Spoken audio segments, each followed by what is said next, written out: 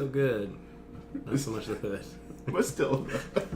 Welcome to A Word of Influence, episode 21. Hope you guys are being safe as we are in the current remnants of Hurricane Irma. Hope everyone is still donating, as too many have lost their lives or their houses. And like, this isn't an ad. This is just me being human and saying that we just need to stick together. There's a lot of people raising money. I saw that JJ Watt raised like $30 million, which is crazy, which is good for the city of Houston. And with that being said, we'll jump straight into the podcast. Today, we welcome back Seth Fulkerson. Hey, it's me. He's back. Hey. And Alex Sutton.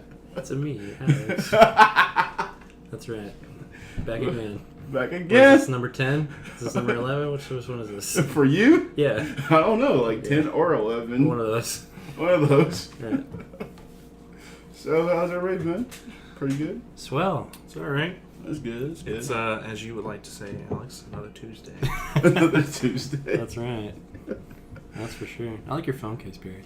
Oh, yeah. I was going to tell you that last time, but I didn't. What, Pokédex? Yeah. Yeah. If you're just new to the show, the way we do this is that we talk about video games, music, or literature, and how it can make an influence in your life. But seeing how these two have already been on the show, we kind of know their influences. Just go back to the back catalog. Really good games. And I'm just going to go ahead and ask, what are you guys playing right now? We're like in a dead period right now until... Seth, you're like you first. Well, you commented on it last time, so maybe I'll just go first this time, right? Yeah. Oh, I don't know. What have I been playing? Half-Life 2. I've been playing Half-Life 2. Dang. It's a throwback. It's a throwback. Well, God, an hour count on that game is insane by now. It's like 40 hours. The game is not that. Oh, yeah? It's not that long. I don't know. Sometimes you just get an itch to play through a game that you like. Oh, gosh. Let me tell you. How many times have you beaten it, you think? Oh, Jesus. How long does it take to beat? If you don't know what you're doing, I think it's a good 15, 20 15? hours. 15 hours? But when you know what you're doing, it's not that long. It's like, I don't know, like 5 or 10 more hours. I don't know. I lose track of time because I like playing it so much. I feel that. It's bona fide. And that's just my Steam account because I have... At one point, I had every version of the game. I had an Xbox, had 360, had PS3. It was just a thing I did. This is like when people collect the director's cuts of Blade Runner and like the theatrical cut and like the, they got Lord of the Rings. It's like, dude, just get the final cut. Yeah, you don't need all of those. Yeah. You don't need extended version. Just get that. Yeah, and don't get the Xbox version of Please, I'm talking about the original one. It is, it's not good. Well, it's just, it's not, the Xbox was not built for that game, basically. The game needed 4 times as much RAM as that game's. Did they release it solo or was this on the orange box? It was solo. They did it with the orange box on the 360. That's the other. You're talking about the original Xbox. Yeah, Gotcha. I didn't even know it came to that. Me either. It was a late release. It was released after the 360 came out. It was like 2005. Wow. Oh shit! Wow. I guess because I didn't have an Xbox and that's why I didn't know. But yeah, I love that game. I think it's because I got there's like a making of / coffee tables / art book. It's kind of like a weird little thing that they put out when the game released. It's like it's called like Half-Life 2 Raising the Bar. I've really been wanting it for a while. I just read through the PDF like a dozen times previously, but now because the game, the guide's usually like $200 or something like that. Damn. And because it's out of print, and Valve fans are ridiculous. Check any Dota players' hour count and how much money they spend on the game. It's kind of fucking insane. Yeah. Anyway, I got it for like $20 on eBay. I was just looking around and some guy listed it perfect condition. I was like, I think I was doing research for an article and I just happened to look up. Stumble on it. Yeah, and I was like, buy, and then I was like, I want to play Half-Life 2, so I did. I do that the eBay thing with the Dragon boxes occasionally. Oh, yeah. Like every couple months, I just show them. Let me see how much these are now. It doesn't change though. Aren't they like still like 175 or something? More than that. Oh, well. Oh yeah, way more than that. Okay. Trust me. I only have the first one. I need to get the rest of them, but maybe one day. Maybe one day. But other than that, I've been playing through some Super Nintendo games. Just a random smattering for something else I was doing, but and also just to play through some of those games again. As far as new stuff, I think I don't know, what was the last game I beat? Sonic Mania. Sonic. That was the last new game that I beat. Have you played Sonic Mania? Oh yeah, Have you played it? You played it? It's actually really, really good. Did you grow up playing Sonic? Yes. Okay. So, because I have like some friends like this is their first Sonic. Really? Yeah, it's like the first one they played. Yeah. But like our good buddy Thomas, who's on this last time, I think he said like the main one he likes was Sonic CD. I can't remember. It's my favorite one too. Yeah. Really? I mean, I love that game. When I was a kid, I played Sonic and Knuckles like to death. I love that game, and I love the first one. Mainly just nostalgia, but yeah. I know a couple people that don't really play Sonic, so I thought I'd just ask. Yeah, I love Sonic. So I think I said my favorite Nintendo character is Sonic, but he was Nintendo at first. Wait, Sega. Your favorite Nintendo character is Sonic? Yeah. I thought you knew that. Is that like a joke? Are you Is this a bit? I mean, they said outside of Zelda or Mario. But you know he's not a Nintendo character. No, I know that, but like at the time when he got pretty much released to it, or like the Mario You talking about the Sega Olympics. Nintendo contract? Yeah. Well, it wasn't really a contract, but it was a big moment. Yeah. When the first time they crossed over, I think. Was that the Olympics or no? It was Sonic Adventure 2 Battle on the GameCube. I think that was the first time a Sonic property released on Nintendo, and yeah, I remember that was kind of a big deal. Yeah. Because then they kind of released Sonic Mega Collection next to it, like, hey guys, all you people who haven't played Sega before, here's a collection with all the games. So there wasn't like anything in place. Like I thought there was something like They did one with the Wii U later on. Well, I thought it was like the Wii. There was like like an a Egyptian one, I think. Because they had all those like shovelware-esque games on the Wii, and then because like the last outside of the Wii U, 3DS, or Wii Sonic I remember is 2006 and Generations. Yeah, they didn't have like a contract. They did little deals. Like They did the 3-game deal not too long ago, and I think they might have done one with the storybook games. I have no clue. Like, it's something along those lines. I just know for a while they were just releasing games too on like Nintendo platforms. The audience matches up. Yeah. So. Yeah, totally. Did you guys like Sonic Generations or no? Yeah, I like that game a lot. You know what I liked? Sorry, go ahead. No, dude, go.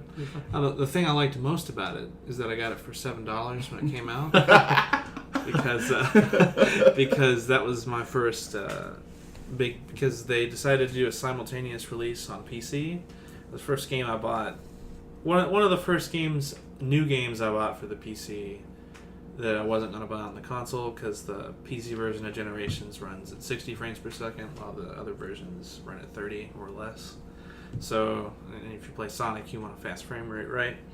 And then I remember I went on this site and I was like, oh fuck, PC games can get cheap if you look at the right places. And yeah, I thought that was so cool. But yeah, besides my little anecdote, it's pretty good. I love that game. I think it's great, honestly. Like, I mean, because Sonic 2006, right? Yeah, that game. That game blows. And that's an understatement. That was like my last, because I didn't mess with. I'm not sure if 4 came out before or after Generations. Was it before? It was before. It was probably before. I thought 4 was fine. It just didn't really grab me, I guess. It's ass. I replayed it recently. It's bad. Don't worry. Yeah, it's not good. Maybe it was just me trying to look positively through nostalgia in that game. I thought the same way. But it's not good. But stick to the walls and shit. It's bad. But just like Generations, when it came out, it just hit me in all the right nostalgia buttons because, like, I don't know. It's weird. When I was a kid, I loved Sonic Adventure. I loved it because I was a kid and I didn't know any better. And then, you're just running around and it's all this. It's a spectacle. You know what I'm saying? Like, especially the first level. It's just a cool set piece. But as I get older, I'm like, okay, maybe it's not the. Fucking bad. It's pretty bad. I tried to go back and play Sonic Adventure 2, and I was like, yeah, no, I can't do this. Did you ever play the hit classic Shadow the Hedgehog on the PlayStation 2? Yeah, I did play that. And I was like, this is actually not that great. Yeah. Sonic Adventure 2's story is fucking bonkers, though. Yeah. I like the It's child kind of all raising over the thing. place. That was the only thing. Eggman blows up the fucking moon. I know. He's a terrorist.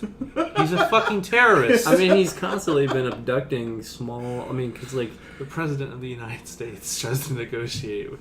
that's true. It's just such a funny thing to fucking think about. I mean, there's also the whole like 2006 Sonic thing of like bestiality kind of stuff. yeah, that shit was weird. It's pretty strange. I'm not really into it. Bestiality. Is that?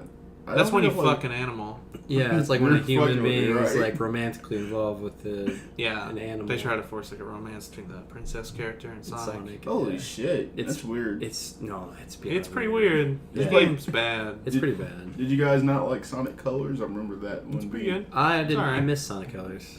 I missed that too. So. I heard it was really good though. I think it's better than Generations, but I played Generations more because I like the fast modern stages a lot. Even if it's not really Sonic, you know, it's not. The modern Sonic stages you're talking about? Yeah, I really like It's, those. I like going back and forth. I thought it's cool. The retro stages were so good though on that game, and I just like the whole idea of, you know, bringing color to the stages. Like there's no color when you first get to it, and then after you play it, I just thought it was all these cool little touches that really made it a good game. I'll tell you what's not good though. What? Sonic and the Black Knight.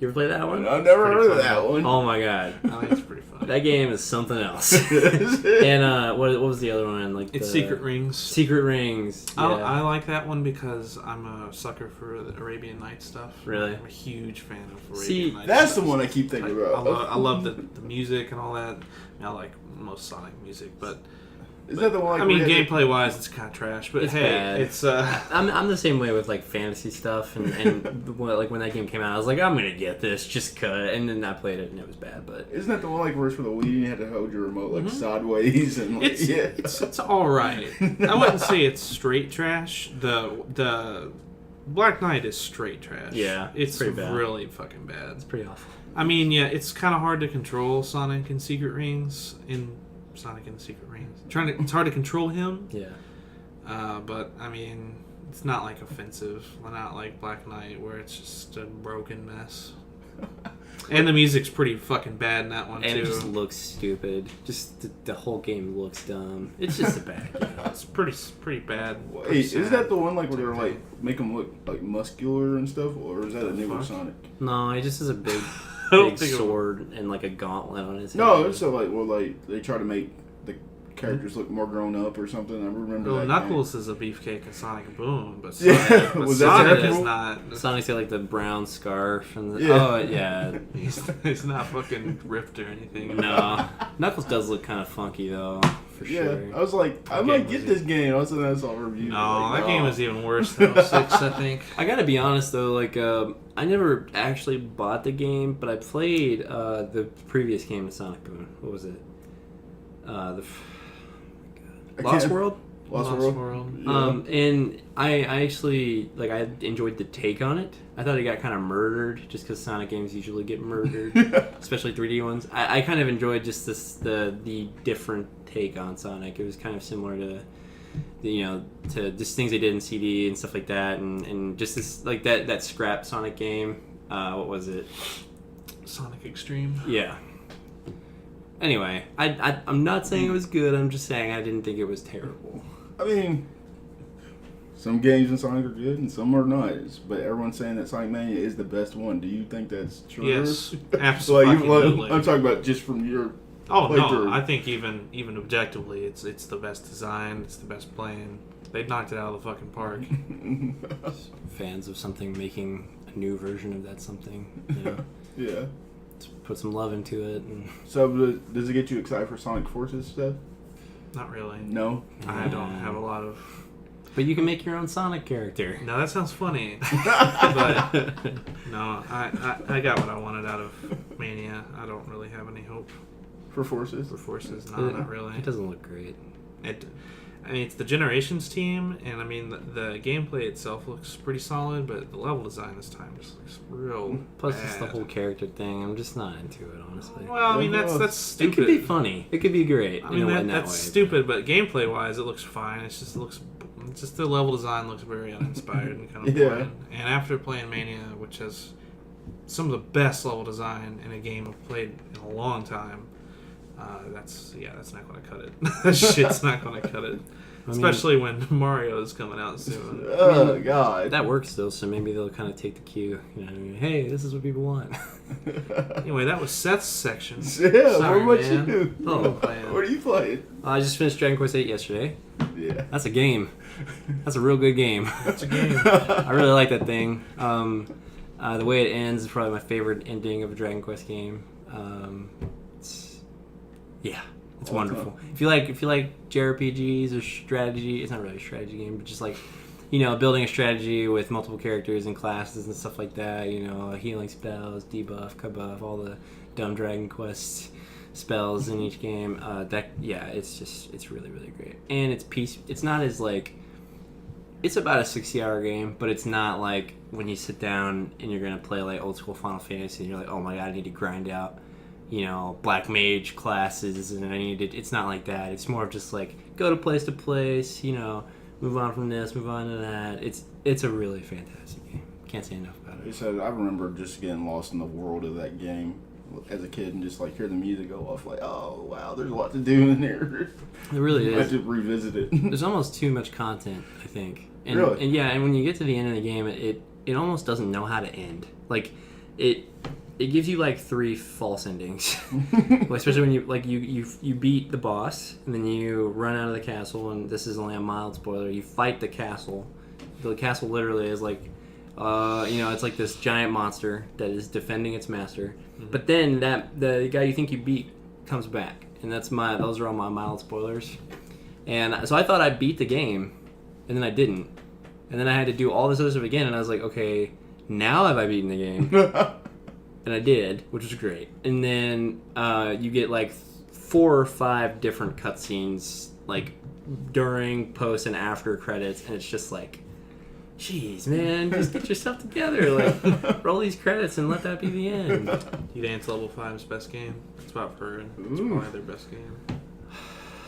From what I've played, yeah. Between like Yokai Watch and Ni no Kuni, this is probably the best. I mean, we say Ni no Kuni is good. I like Ni no Kuni, but I don't like it as much as I like Dragon Quest VIII. I guess because I didn't see the ending to Ni no Kuni yet, so it's a long game. It is. That's probably the biggest knock against it. That, and it's got a very strange but interesting battle system.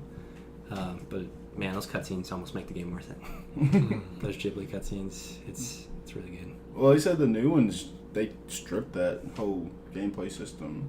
Like, it's a completely different. So is it like your traditional Dragon Quest kind of Final Fantasy thing? Probably. Yeah. That's okay. I mean, I liked the one in Ni no Kuni just because it was interesting. It was a different take. Yeah, I liked it. I'm just saying that they just stripped it. I was like, really? I like that battle system, though. But yeah, play Dragon Quest VIII. Everyone should play Dragon Quest VIII. PS2 one's not that hard to find either. Yeah, it's not. Which is pretty great for RPGs of that era. The 3DS one is it's not really cel shaded, but I want to say they kind of edited the look of it just a little bit. And at the end of the game, they take some screenshots from the PS2 version, put them in. You can kind of notice the contrast there. But other than that, like, it's if you have a 3DS and you like long, funny, really great games, you can't beat it. And 7's on there too, but 7's a completely different story. That game was like 200 fucking hours long or something like that, right? Well, I've seen the bookshelf full of the script, so I know that it's about that long. Yeah, 7 is definitely interesting. Bookshelf. It's a bookshelf full of it's a really long the game. script. Dragon Quest is really talky, but not in a bad way because there's a lot of humor in it. It's like reading Dragon Ball or something like that. Like, Yeah. I can see that now. It's goofy, but at the same time, sometimes, like I said, in the end of 8, like, you just didn't know when to end. Like, it was just going a little long in the tooth, and you're like, okay, come on, Yuji, like, let's get this thing over with. Come on, Maury, come on. Yeah, but yeah, I love that series. Anyway, now I'm gonna play Mario & Rabbids because I bought it, but I have nothing to say about that yet. Nothing about I am. Mario Rabbids. I heard it's pretty good, so I can't wait. Yeah. I mean, you like XCOM, right? Yeah, I like that style That of the gameplay. new one. So I just like strategy RPGs, so I I can. fucking love it then. Yeah, You're I'm gonna have a great time. I think. I'm actually, like I said, I've been on the fence on which game to get next, but we'll get into that here in a second. What I've been playing is the games, I recommended. Beat Persona. I beat Nier. As you heard in the last podcast, I was in tears in that game. It typically does that to people. Huh? Typically does that to people who beat it. I was just like, damn, like, it's a great game. We gotta get him to play it. Oh, I know. It's got... What'd you think about that soundtrack, huh? Amazing fucking soundtrack. What are you talking about? A lot of the postmortems I've seen think that the first game had a better soundtrack. sounded- I can see why, because there's more music because it was a longer game. It was Yeah, but- real RPG, but I don't know. I'm more of a fan of the sequel soundtrack. I'd say it's probably top 3 for me. I can't deny that because that's insane. the most appealing factor about the game for me. Is like when I played the demo, I thought it was fine. You know, it was fun. I didn't dislike anything about it, but it wasn't like if I was gonna sit down and play that and it didn't have that music attached to it, probably wouldn't have been as into it as it was. Now Platinum guy.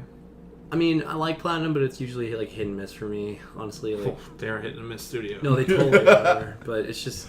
But anyway, when that music kicked in, it was just like, this feels so good.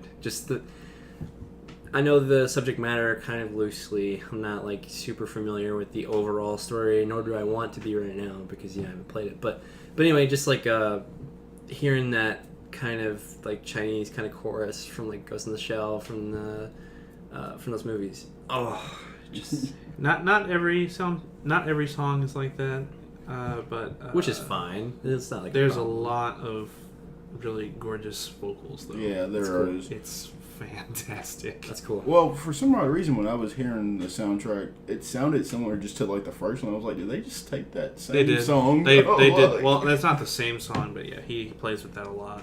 Okay, I was like, I enjoyed it the His whole way. studio, Studio I Monica. really want to get to it. It's getting real busy lately. Like there's so much stuff I want. I've already got paid off that I want. You know, Yeah, like- SNES Classic is in like literally 17 days, I think. Are you getting one, Seth?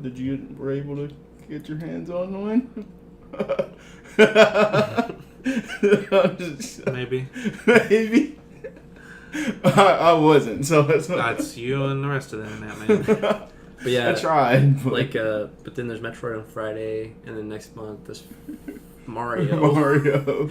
And it's just I don't know. I just don't know when I'm gonna fit it in. Like I I said, wholeheartedly recommend it. I want to play Like it. if anything, just please play it. just like seriously, like I will. Like I remember, like, cause like this was this podcast about. Like you recommend a game, I play it. Like I can see why I recommended both those games. Like it's really, really cool. I have heard the whole crying thing a couple times at this point, so I wonder if I get there because like There's a few games. There's a few There are only a points that few are pretty games. emotionally impacting. really. 'Cause, Yeah. I mean, if I can make it to the end of Persona 3, 4, and 5 and not tear up at all, I feel like it's gonna have its work cut out for it. Well, Persona 5, like I said, I was hyped. I was like, let's go! There's a couple moments at the end of Persona 5 where I was like, you know, if I was that kind of dude, I'd probably be a little teared up right now. You know, but it's just I don't know. There's a little disconnect for me and that kind of stuff. I guess. Well, I've never like driven it.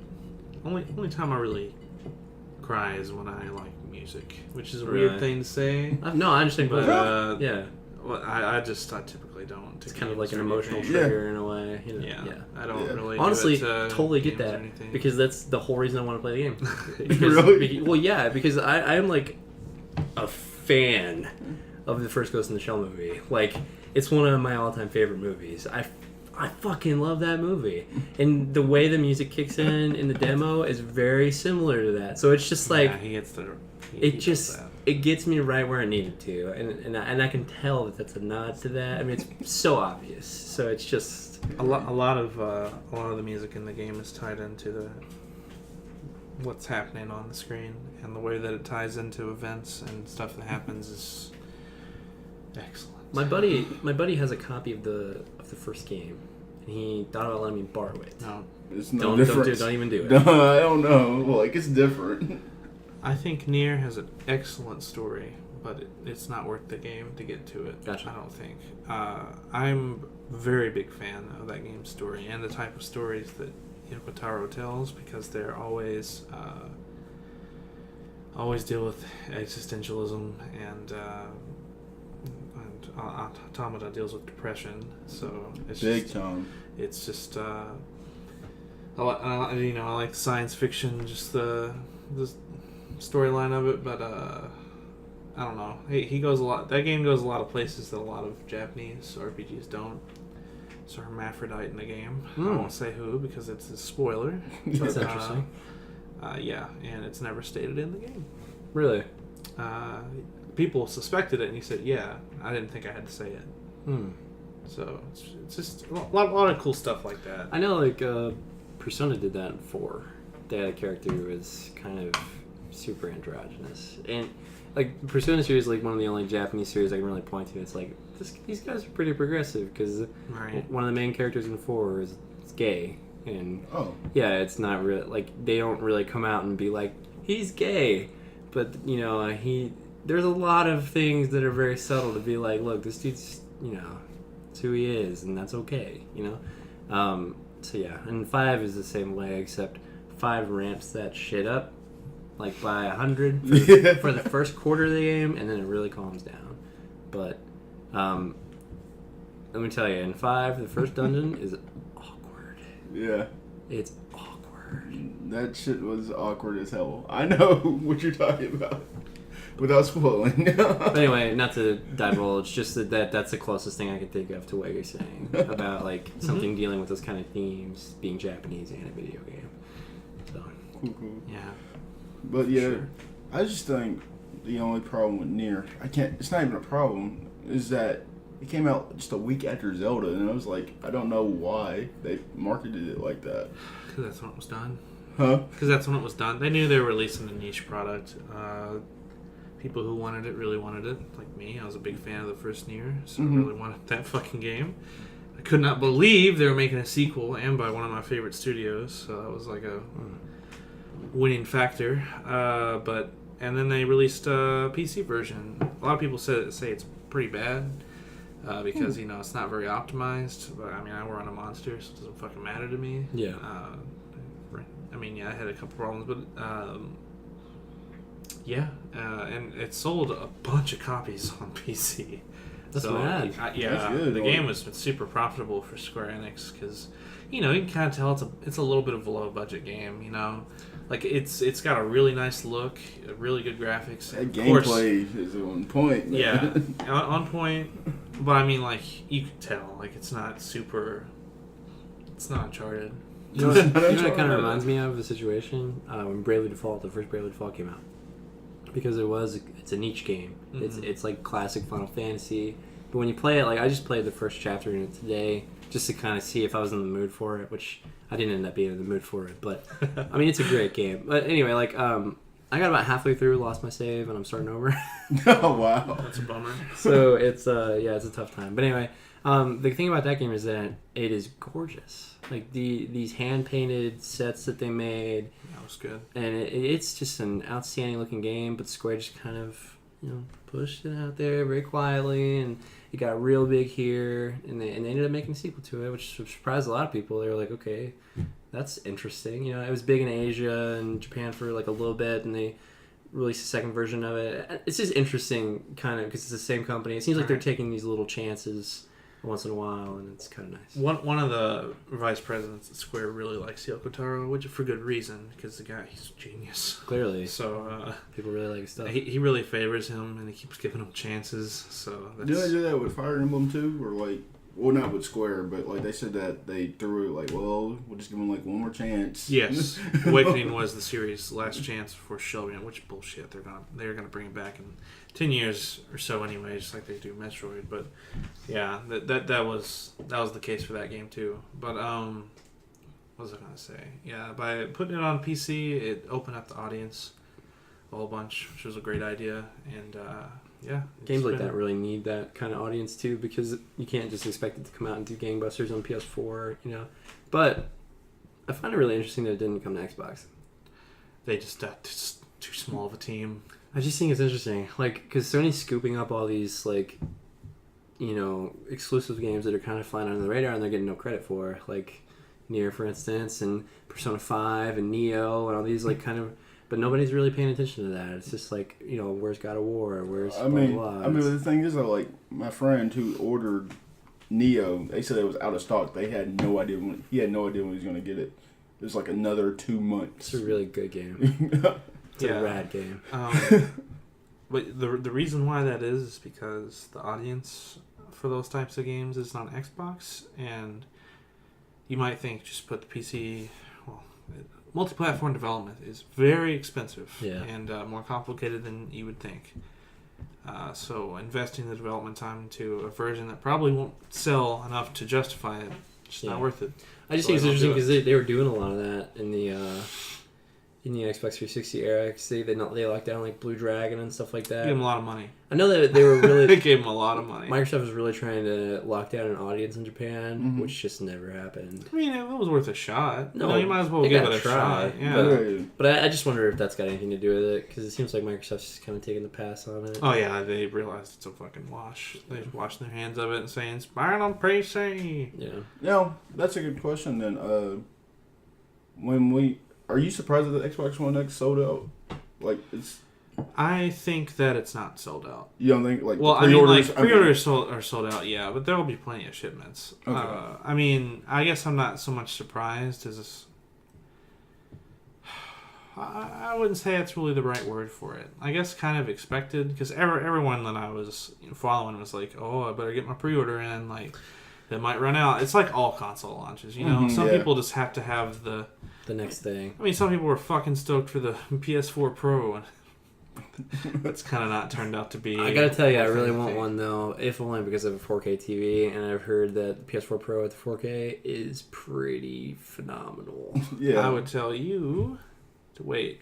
I probably will. Because I have a very good feeling that the next PlayStation is not too far off. Yeah, Really? I was like, so? like you've been doing some research. Yeah, I'm almost positive. Just judging from, I would say, I mean, can you wait 2 years? I mean, I'd say it would definitely be 2 years from now as opposed to like next year before they did something like that. I mean, they might do something crazy like that. They Doubt might it, show but it I would off say, or some I would say shit. 2 years for sure. PS4 is almost 4 years.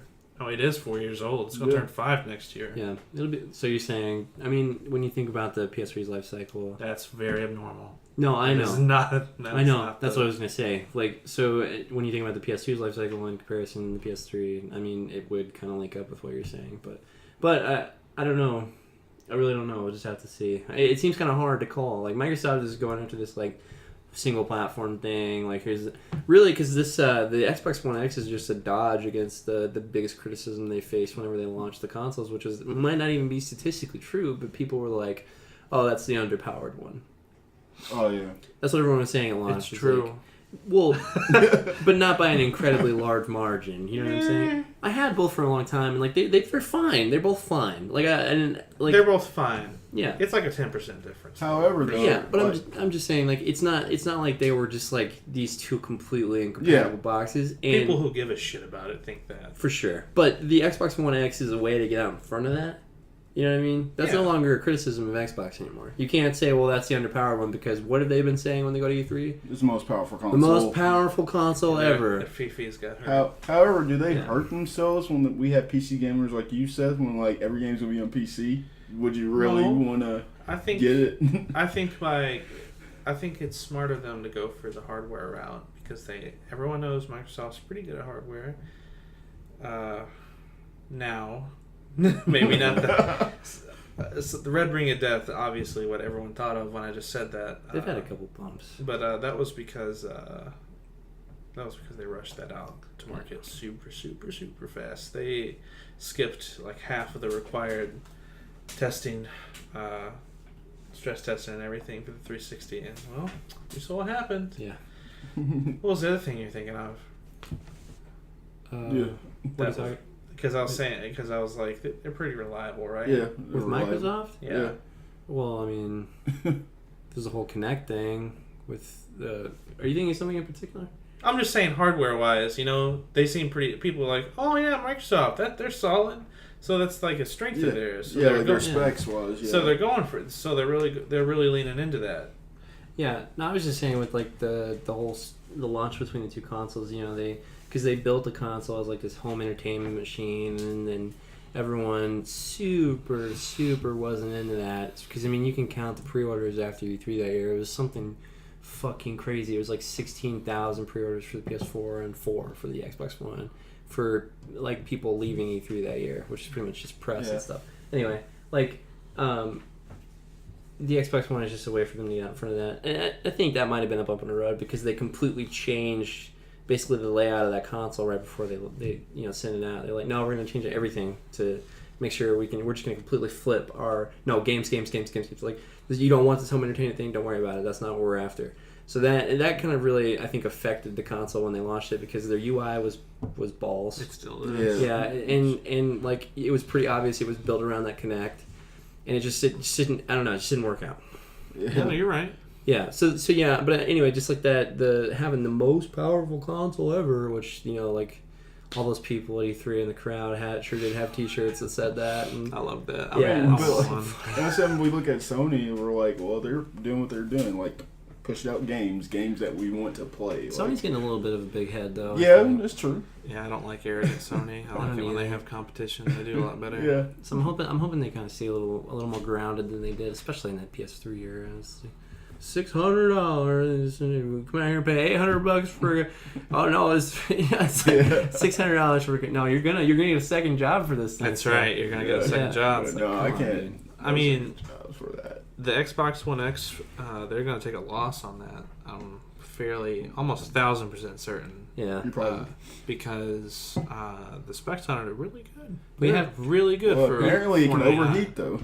I don't think so. It's got a fucking vapor chamber. Well, we also have to think about how like hardware sales go anyway, because Microsoft's never really made its money on its hardware. It's always been more on software. So like they're kind of used to that, and really this is just a tactic for them to get out in front of their bad press. You know what I mean? Yeah. Because you might not have the software, the first party software, which like I know like we've beaten that drum with Microsoft a lot, but it's kind of hard not to. You know what I mean? But the thing is that we all want to buy their console, like everyone says. I mean, I'm not gonna say I don't want it, because I have one, so I'm thinking about getting one. Yeah. So I actually am very interested in the Xbox One X. I'm saying I'm agreeing with you. I want to get one. But the only reason I'm interested is because I don't have an Xbox. But if I had one, I probably wouldn't buy it. But I know there are those guys out there who are Xbox guys, and they're gonna get this no matter what. Like, and I think that's where all those pre-orders went. If I'm being honest, like the Xbox guys who already have the Xbox, they're like, no, I want the souped up one. That's what I want. For my Madden and my Call of Duty. And some people just want the latest shit. That too. Too much money, not enough sense. Yeah, like that I know some people just want to get a 4K and they don't have a 4K TV. I'm like, And I like my 4K. I'm talking some shit. I'm not talking shit. What's going on here? What are you talking about? If you can get the PS4 Pro for pretty cheap, by the way, then go for it. Well, if you can't get it for very cheap, then I would not. My girlfriend and I, because they do these like specials at times where she works, and I was thinking about just kind of like picking one up if we find it for a good price, because November's just around the corner. Yeah, I was about to say Black Friday deals. You get it going. Fuck yeah. I would go for it, especially because you have one of the older ones. So. Yeah, I have a first gen with the jet propulsion. Yeah, I really want to get a newer one because we kind of want to migrate that one into the bedroom anyway, and have the 4K out here with the 4K TV. I just think it'd be baller, but it's just getting to that point. Yeah. I think this holiday will be good for that. Yeah, that's what we're looking for. But I guess to finally answer your question about is the PC gaming people, are they hurting the Xbox One X? Is the sales? I mean, I think that the Xbox One X is trying to target a different subset of people. Mm-hmm. I mean, that's what Microsoft's trying to target, a different subset of people. Building a PC, I don't think it's too hard, but some people just don't want to fuck with it. They don't want to fuck with the OS. They just want something to play games on. And they want something to play games on that makes all their games look good. It's like, if you really care about graphics, then you're going to build a PC. But I guess if you care about graphics and you're kind of lazy, then you're going to get an Xbox One X. And I mean, not really lazy in like a bad sense, but you just don't want to fuck with it. You know? Like, I have money. I don't want to get up ever, so get me an Xbox One X. I mean, it's fine, and I think it's cool that they brought all that technology like into a $500 package. That's pretty cool. Mm-hmm. I mean, I want one because I want everything because I'm insane. But yeah, I'm not gonna, we're gamers. It's just a thing. But I'm not gonna get one. Not till they're way cheaper. By the time that they're cheap enough, the Xbox 2 will be rolling around. I hope they call it the Xbox 2. I'm thinking about picking one up next summer probably, because then maybe a couple of these games they have gestating will be out, and I'll have more of a reason to get it.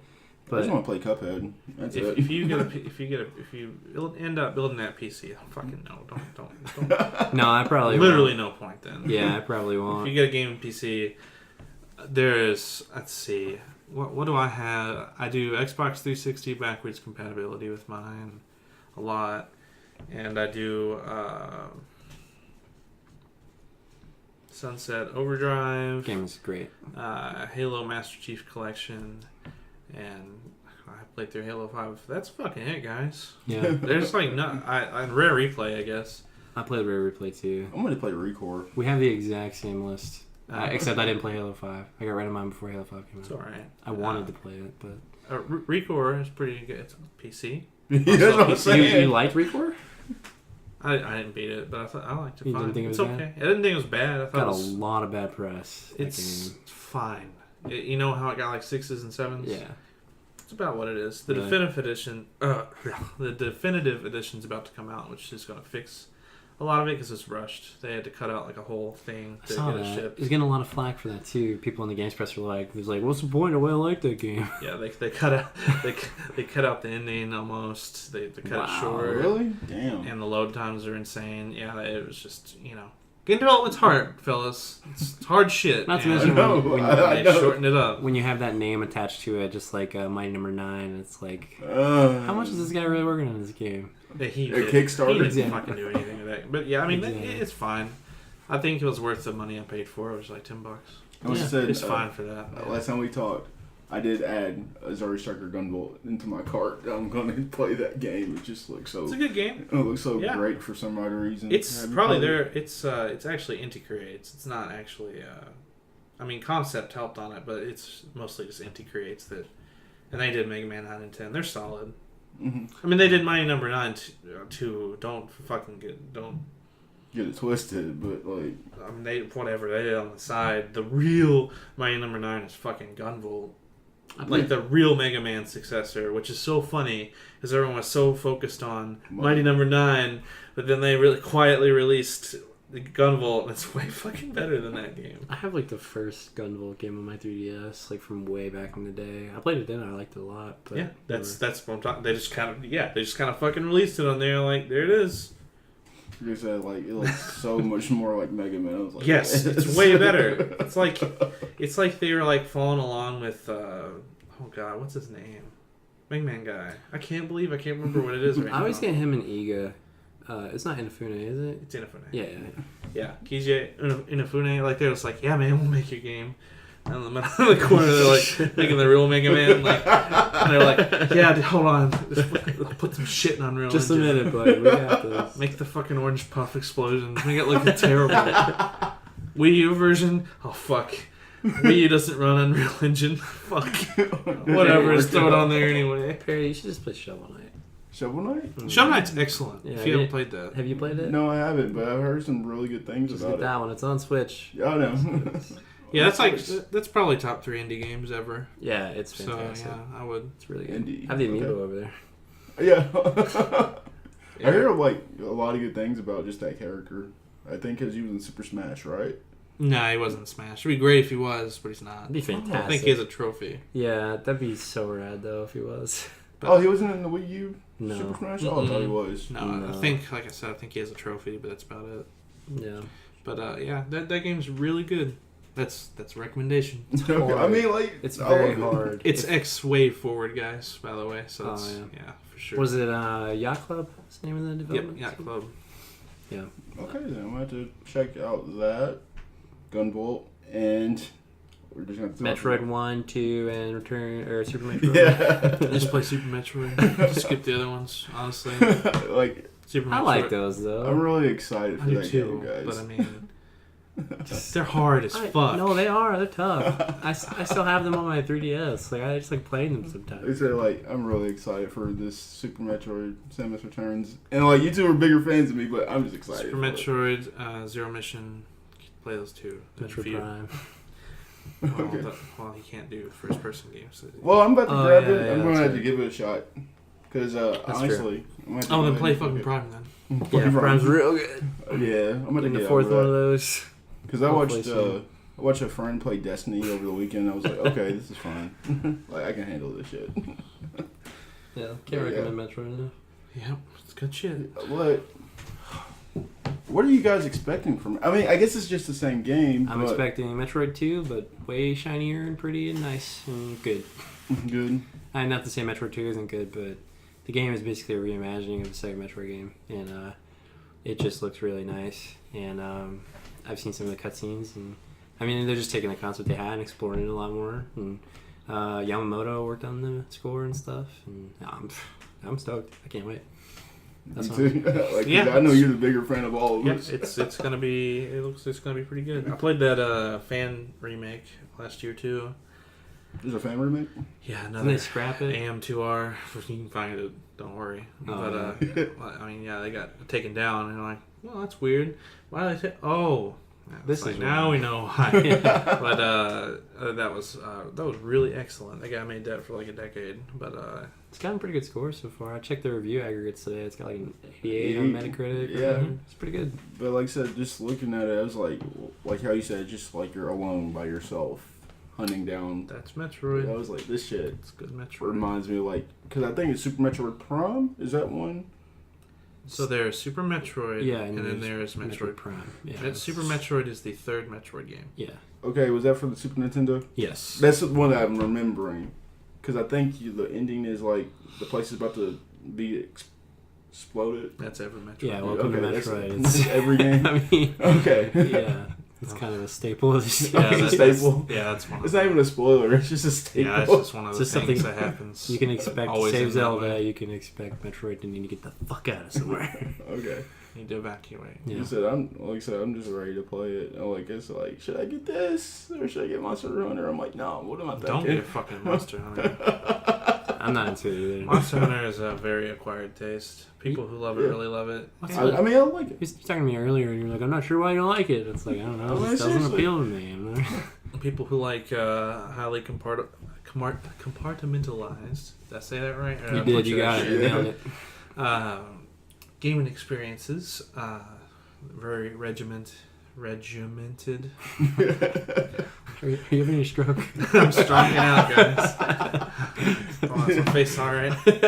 But yeah, people who like something with a really rigid structure, like Monster Hunter, because it's very rote. You do the same kind of things over and over again. Mm. I don't care when I slay a dragon with my friends. Right, you go with your friend. Well, I mean, and that's the other thing. I'll do this with my friends. Man, everything's better with your friends. Every fucking game. It's like, that's so good with my friends. It's like, were you playing it or were you just talking about your dicks? hanging out, Like, yeah. you know, it's like, what were you doing? But yeah, I mean, I don't know. It's really not for me. I think it's fucking boring as shit, but that's... I'm glad it has the just my community it opinion. does. Honestly, like, it's cool to see those people springing up around it, because it's been a 3DS game for a Yeah. while now. Yeah. It's cool to see a community develop around those games and in that piece of hardware. So, I mean, but other than that, Yeah, No not your, real like you said, interest. it's acquired taste. yeah.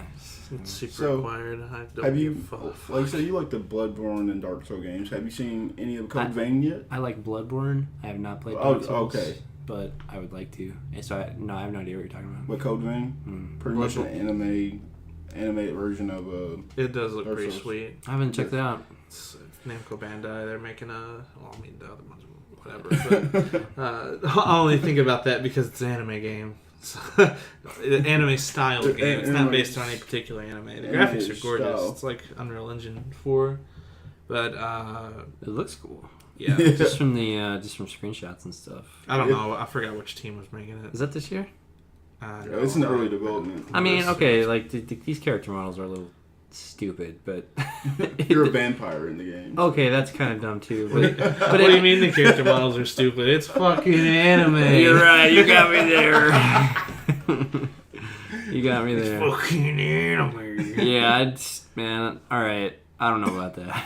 I'm not. I think it looks pretty good. I mean, like, I'm not saw big on some, vampire stuff. I guess I don't know. It's just it's not like No, I mean the graphics. Or, I mean yeah, the cell sort of shading. bright. No, that looks great. That looks great. The art style, maybe not. Leaves some things to be desired. I It think. looks like fucking anime. Yeah, it does. It looks like bad, like. Sword Art Online. Yeah. Yeah, that's The what last it looks half like. of it, after it goes downhill. Yeah. But yeah, Dark Souls is pretty good. Bloodborne's like the better version of that. God, It's I a love lot Bloodborne so much. the more interesting, a little easier version of Dark Souls. There's a lot of frustrating shit in Dark Souls. Yeah. That's a real acquired taste because I know people that will not even touch Dark Souls. Or I'm not a Bloodborne. huge fan of it, honestly. I think it's fine, but I'm just not super into it. What I've played, I got the first one and I had a PS3 and I popped it in and it didn't run well. I was like, It doesn't. this is kind of it's just chugging, and I didn't really understand it at the time because this is forever ago. It was when the game first came out. I got it and because my friend was like, it's the greatest game ever made, and I was like, I need to buy it and play it. So I got it, and it just wasn't for me. And I took it back, and I never got it. But then I saw that Bloodborne trailer at E3, and I was like, fuck, I need that game. It just looks good. Everything about it just looked good. The aesthetic of the character in the trailer, and just the blunderbuss and the Victorian setting, and just how interesting it that was the thing about the game. It just looked interesting to me. Whereas everything I ever saw about Dark Souls was just the same thing over and over and over again. Here's your knight with the sword thing. Yeah, it's more medieval-ish compared to your Victorian era. I don't know. Yeah. They took a 16-bit game design and they brought it into the modern era. So that's why a lot of people really like it because it does take that sort of real classic design philosophy and apply it in a modern context. Bloodborne just kind of takes that and really modernizes it. Yeah. So I mean, playing Dark Souls really reminds me a lot of playing Mega Man because it's fucking hard. And Mega Man. the first Probably. 3 Mega Man games are fucking so tough.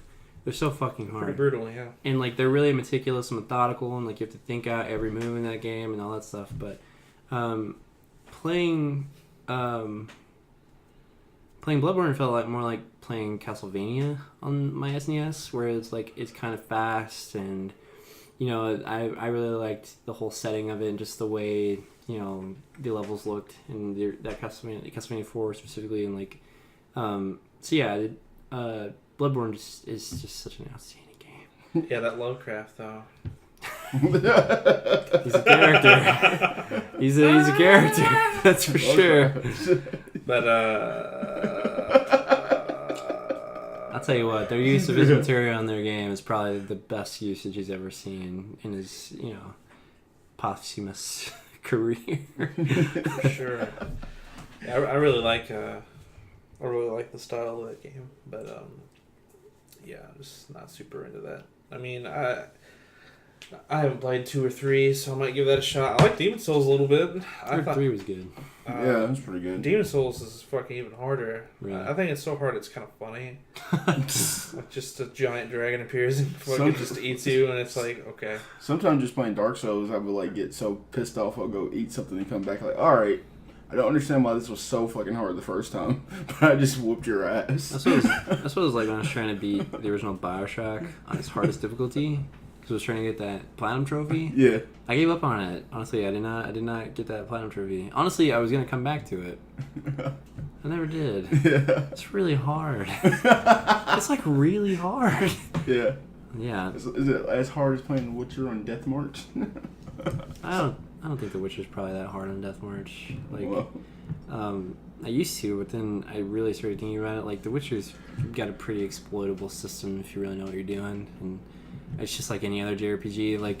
You're playing Final Fantasy. If you grind 10 levels before you go fight that boss, it's a fun. You're solid. It's pretty much the same thing. Whereas Dark Souls and specifically Bioshock, Like, especially, like, towards, like, say you run into a Big Daddy. Ain't shit you can do, really. Especially on the hardest difficulty. There's a couple of strategies, but whenever the motherfucker can just literally poke you through and you're done, I mean, what are you fucking supposed to do in that situation, you know? It's not like, oh, I just didn't have the right gear. It's no fucking gear in Bioshock. Yeah. You know? Sonic Mania is pretty hard. What? Sonic Mania is pretty fucking hard. Yeah, I'm actually stuck right now. Yeah, it's hard as shit. That shit I is like hard. it, though. That's what I want. It's fun, but I'm stuck. I was like, okay. It's pretty rewarding once you clear it, but yeah, it gets pretty challenging. I like it. Yo. Okay, we're all Nintendo fans here, right? I think. No. Uh, I don't think so. I mean, I could piss on them sometimes, you know. No, I'm kidding. I love Nintendo. You just downloaded Mario Rabbids. Right, didn't we? God. I'm considering it. Which Seth question? is like, I'm just waiting on an Odyssey. Fuck the bullshit. that's right. Fuck the bullshit. I want Odyssey. Okay. Motto right there. Fuck the bullshit. Fuck the bullshit. This is a question for you, Seth. Alright. Why are Nintendo fans saying there are no good games for the Switch right now when you have all these good indie games on it? Who are you talking to, Perry? I'm talking to you. No, who's saying this shit? I Who the fuck are you mean- talking about? Yeah. I got sources. Who's the sources? Hang on. Hang the Bring fuck them here. on. We'll talk to them. Whoa. Talk to them. Your sources. The fuck does that even mean? I mean, Like, I'll talk to them one-on-one. I'll ask them what's going on. I don't know. Maybe they're not. Maybe they hate everything, Perry. I mean, why hate on something that's good though? Because people have problems that they need to get help for, and that's a good outlet for them is to hate on a video game company. I mean, like, for someone to say that's like Splatoon 2 isn't a good game, I'm like, huh? Then they're fucking wrong because it is pretty good. it's a fantastic game. It has a It's shit amazing. ton. I It love has that a shit game. ton of flaws, like any other game. Or any But other it's- online shooter. Online shooter. Yeah. Well, I Third-person mean, to be shooter. fair, scheduling salmon run in certain stages, and then them saying, you know what did they say? We know what's good for you. Yeah. But they're like, you think you know what you want at a restaurant, Right. But trust. Oh, fuck you getting there? But trust us. We know. Sorry to interrupt there. Thomas's cat just opened a fucking door on her own. Yeah, it happens occasionally. But It's like a magical. Jesus Christ. Yeah, I know. I don't know what to tell you, Perry, because those people are fucking wrong. I mean, I don't know what else to say Listen, about I it. think you need to stop taking people's comments so seriously. I'm not taking people. Because- I'm just asking. Because a lot of these people are trying to either they didn't have enough money to buy a Switch and they They're bought trying to get one. a rise out of you. Yeah, or they're just trying to fucking, talk shit to you and I make mean, you I react. just want to know exactly what they're saying because, like, especially if you have a Switch and you say like there's no good games besides Zelda, and that's bullshit right now. Who's saying that? Don't worry about Who that. is it? Let's call him out. Fuck I it. mean, shit. Fuck it. I mean, I really don't remember the name. if you believe that, I don't believe that. no, this is hypothetical because you gave me a hypothetical. If you believe that, like if you think Zelda's the only good thing, then okay, good for you. Yeah. Like, don't complain about it. Get rid of your Switch. Sell it back. Get the fuck out. This Don't is someone talk that about actually it, cares about it. Go That's get what one I of said. those Xbox One X's. Yeah. I hear they have a great library of video games. Go get a fucking Vita. There's your handheld. Yeah. Hey, that's pretty. They got a pretty he's, good library. he's like, wait a minute, I actually have one of those. But like, choice. Rest in peace. Yeah. the only argument they try to bring up was the fact that the chat was terrible, so that's what made the game bad. I'm like, how does that make the game bad if it's not the actual IP? I mean, the chat is bad. Oh, like you said, like it's bad. I'm like, not gonna argue with that. It's terrible. Yeah. It's pretty dumb. So I mean, it doesn't impact the gameplay. Yes, you're right. It doesn't impact the gameplay, except when it does, when you want to use it. Now I know that the common argument is just he's Discord, and I have Discord. yeah, I do too. yeah. As does That's what you guys are telling me last time. Yeah. I didn't download it. I know of it now. Yeah. You should download it. download sometime. Okay, let's do it. I mean, it's bad, and Nintendo should be rightly criticized for it. Yeah. I'm not going to defend their fucking asses for that. That's a stupid thing, having to have a app on your phone and just it's bad. And I mean, it is a knock against the game because the game has voice chat. You guys saw that story, right? Yeah. It has a voice chat protocol built into it. So why they didn't go with that, I don't know. Just because they're being themselves. I don't know what the fuck Nintendo thinks half the time. They're weird. weird. They're weird. But you know what I will say though, it's interesting as hell that all these things are in place. But these, it's not Miiverse anymore. It's just some like weird the sketch thing and going through from leftover from the first game. But there's some seriously fucked up shit that people put on those things. Are you surprised? Tell me. No, I'm not surprised. But I'm just saying they're talking about like protecting kids and all this, silly shit they've always said about like voice chat and communication and stuff, and like, but paying moderators is expensive, right? But fucking yeah, it's God. Oh my god! Like I go in there and I swear to God, I report shit all the time when I play Splatoon because it's just fucking so stupid. Like some of the shit you see on there, I'm just like, dude, really? This is where you come to do this? Like, then the intern gets notification, right? The intern gets it, and they're too busy getting coffee. They go, and then they're like, I gotta go beat my dick in the bathroom. Yeah, exactly. Back in like it hour. owes me money. Fuck you, Reggie. Well, even with you guys saying that, how they're supposed to be more family oriented or kids friendly, how do you feel about Skyrim coming to the Switch or LA Noire? I mean, I'm fine with it, but I was stoked about that Skyrim port if it pans out. Technically, I mean, they never said that they were family oriented. That's just kind of what people. It's kind of what people pick up on from them. Yeah, they aim for that whenever it's convenient for them, like any other company does that needs to market. Whenever they feel like they want to, whenever they feel like they need to, really squeeze an audience that's waiting for them. They fall back onto that, but now the good times are good and they can get the third parties. Then it's gravy. Then court all the fucking third parties, do all the M-rated games. Who cares? Switch is just Switch. It's meant to be played on the go. Right. just a game. Yeah, they kind of leaned into that pretty hard when they had to, like on the Wii when they had fucking nothing to play but like your family style games or like Sonic and the Black Knight and like. But now that they kind of don't need to do that anymore, it's kind of like Sony playing catch up with indie games. Like they used to really like be all about that like indie showcase stuff and like they still kind of are now, but nowhere near as much as they were in the dire years of the PS3. That makes sense. Okay. But like I've never played LA Noire. Have you played it, Seth? Yeah, I was just recently playing through it on PC, which I think is funny because then this version got announced literally a month ago or something. I didn't beat it because honestly it's okay. Yeah.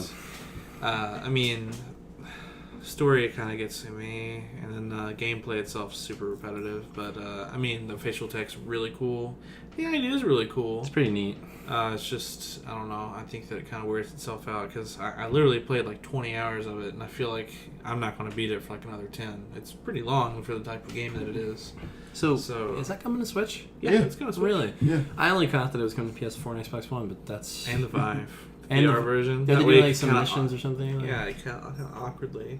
It's kind of rad. Move shit around. Yeah. It's kind of rad, actually. I did not catch those coming to Switch. Oh. That's I interesting. wouldn't buy it for Switch. You wouldn't? I'm probably not going Fuck to. no, it's $50. They can eat my ass. I bought that game for like $5 on... I broke it the PS3 version right now for like $5. Exactly. That's dumb. And the remastered versions are going to be like 30 or 40, I think. I think the PS4 and Xbox One versions are going to kind of benefit because from what I understand, the game got super rushed at the end because it didn't get like picked up. Like it was being done by Rockstar, but it was like a subsidiary, right? Mm-hmm. Like, and then something towards the end didn't really work out, and Rockstar kind of came in, finished a bunch of it up, and they pushed it out for release. I haven't beaten it, so I wouldn't know, but it's already first...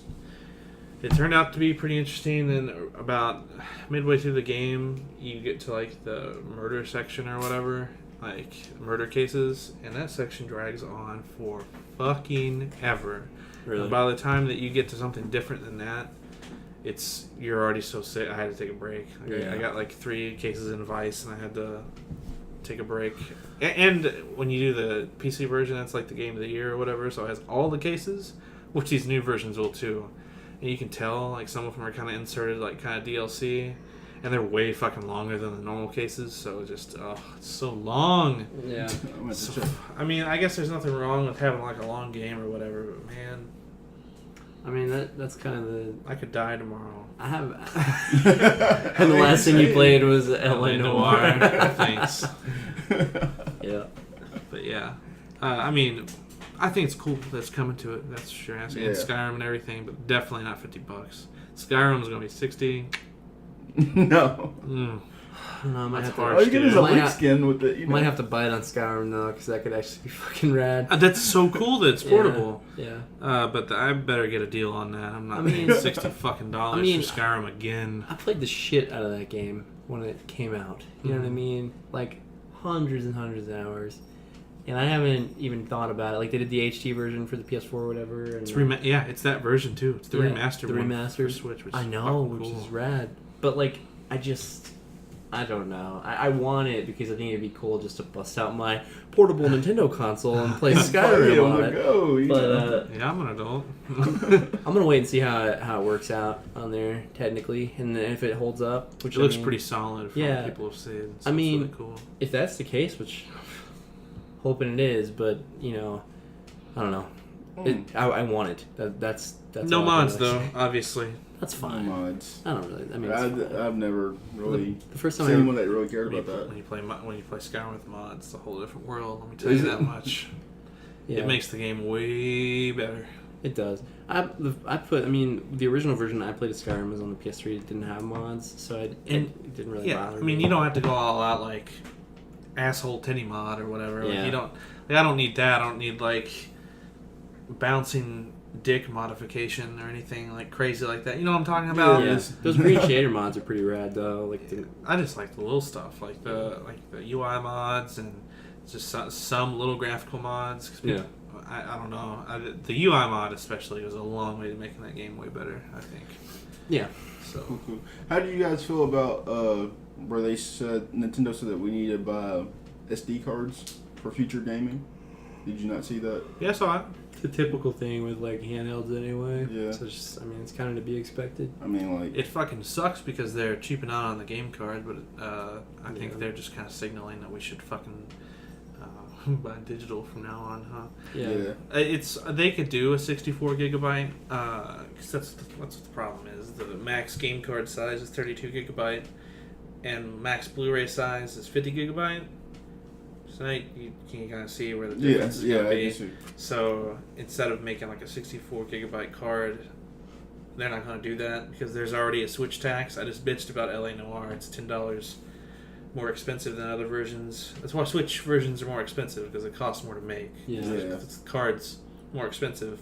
And if they did a 64 gigabyte version, it'd be even more expensive than the 32 gig. So instead of making it more expensive, they're just like, just download the rest. I mean, SD card, like passing the cost off on you know, especially if you get 2K. SD cards are pretty cheap anyway, so it's not. Yeah. I just thought it was interesting. I was like, oh, so I do have to get this regardless. Yeah, I would just buy digital for Switch. I mean, no, never mind. I'm not going to get into that. A lot of people like their Why not? a lot of people like their ownership, you know, and I respect that. I was like that for a long time. Mm-hmm. Then I ran out of space. Yeah, I'm kind of I was that way until, you know, living situations changed, and then I was like, until your space runs out, and you're like, it'd be great if I didn't have 100 games sticking up physical. I mean, real like, estate. We're in my apartment recording this, and I have like a bunch of comics and stuff everywhere. But I mean, I need to reserve space for that kind of stuff. You know what I mean? Yeah. So I don't know. Like, I have all of my video games piled up in one shelf, and I've been slowly getting rid of a lot of it. You know, really? all of the stuff that really like means a lot to me, I've been keeping. And honestly, I feel like that's the way to go. Whereas I used to just hoard everything. That's the way to go. There's really kind of no reason to do that anymore. You know? Older you get, man. Yeah, it's because actually I keep on seeing Mario Rabbids like at Walmart. I'm like, no, I'm just gonna get it digitally. Fuck it. Yeah, just get it digitally. That's what I did. And I'm sure. I mean, yeah. The only other reason to go physical is because a lot of the time they can still get cheaper. Like, newer games can get cheaper physically than they can digitally because they rarely put those on sale. sometimes during Black Friday or whatever. Xbox, Sony are good about doing that. Yeah. Nintendo not so much, but I will say Sony's been killing it with their flash sales lately. Yeah, like for the past year and a half, they've been having really, really solid flash sales. So yes, Steam really led the way on that stuff, and I'm really glad to see the other storefronts really picking up on it because. Yeah, but that's what I mean. If you want older stuff, usually that you can get it pretty cheap digitally when they run those sales. So I actually got The Witcher pretty cheap when they run their sale. I was like, oh, okay. I think I'm just gonna go ahead and play this now. Yep, for sure. Now, Seth. Yep. You got a new thing called Colorcast Media. Yeah, I do. That's my new. I like thing it, that I'm bro. doing. Good thing. I appreciate. Hey, Sean just walked in the building. Hello, Sean. I'll just go ahead and call you out on the podcast. yeah. It's just trying to watch you fighting around. Who cares? I'm really excited for what you're doing with that, man. No, thanks, man. Like, seriously, like I read both of your reviews. I thought that it was like I was right there with you with your Splatoon and your Arms review, as I did play both. Now, this is a question that we can probably go in depth for a while. We see reviews from IGN, Game Informer, GameSpot, and we see the problems with them. As we, like you and me, continue to grow as reviewers, Yep. what do you plan to accomplish in your way to like separate you from the past? And you can chime in with this too, Alex. Well, personally, my goal that I've been trying to set is just to write stuff that's more personal, like it relates more to me, because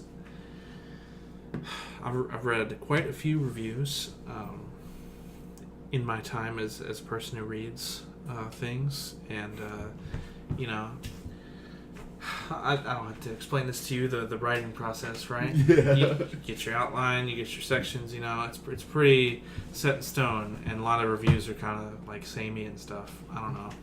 I would like just to break that up and take it more personally, and that's really not a revolutionary idea, because a lot of other blog-based sites like Kotaku and Polygon and Giant Bomb, they already do that sort of stuff. They offer their own personal insight into the game review, and that makes it more interesting. You know, when I read the opinion of the reviewer, it makes it seem more authentic and way better than, because a lot of the older reviews tried to follow the newspaper model and make it so that it sounded like it was from the site, not the person writing it. Like just no one paid. It's kind of an interesting pattern. If you look at older reviews, like if you look at like an archived version of like GameSpot or whatever, the reviewer's name is, you don't see it. Like no one pays attention to it. You see review, small like name or whatever, and then the text. No one gave a fuck. And no one read the name of the person actually doing the work and reviewing the game, unless you're hardcore into that, or unless you're like, wow, I like this opinion, and then you go up and read the person's name. But nowadays, if you look, their name is pretty upfront and clear. In a lot of places like Kotaku and, I mean, Giant Bomb's a personality-based site anyway, so they've got, it's all huge. Like if you look at Kotaku is just a great example because they're like the biggest, I think, right now. Like There's also gaming. Waypoint, I think is a good example. Yeah, Waypoint's excellent, but that's even more focused on like the, you know, personal insight version. But there's a biography now on each Kotaku article about the author. Like that was never in place before. Like this, the shift to that I think is interesting, and I'm really interested in. And I think that's a result of the YouTube and Twitch explosion of, you know, people wanting, it's going to sound harsh, people wanting to sound like they have friends and looking at people who play games have the same interests as them, and they kind of have like a pretend virtual friend, and they can really link up with them and relate. And yeah, and I think that kind of approach to personality-based interaction it's affecting everything. It's not just video games. It's almost every single thing, like music and literature, like people just gaming. Filmmaking will be there eventually when Hollywood finally shits its bed, but And Twitter had a huge part in it too, because before celebrities were this huge, like, I can never talk to that person. Yeah.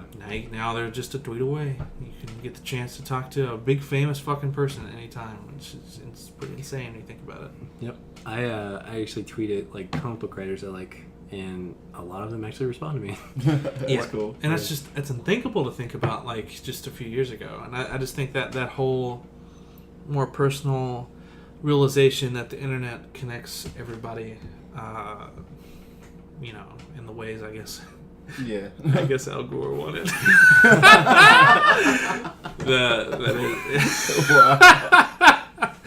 This is what he envisions. Well, then. As someone who's studied computer science, Al Gore did not invent the internet. But, Yeah. well, anyway, It's pretty clear. But It's pretty. Yeah. but no, Al Gore invented the internet. So let's just leave it at that. Yeah. But yeah, I don't know. That's my approach. I want to make it more personal. Yeah. I mean, because there's no point otherwise. If I'm just writing the same shit as everyone else, Samus Returns, great graphics. I can turn her arm cannon.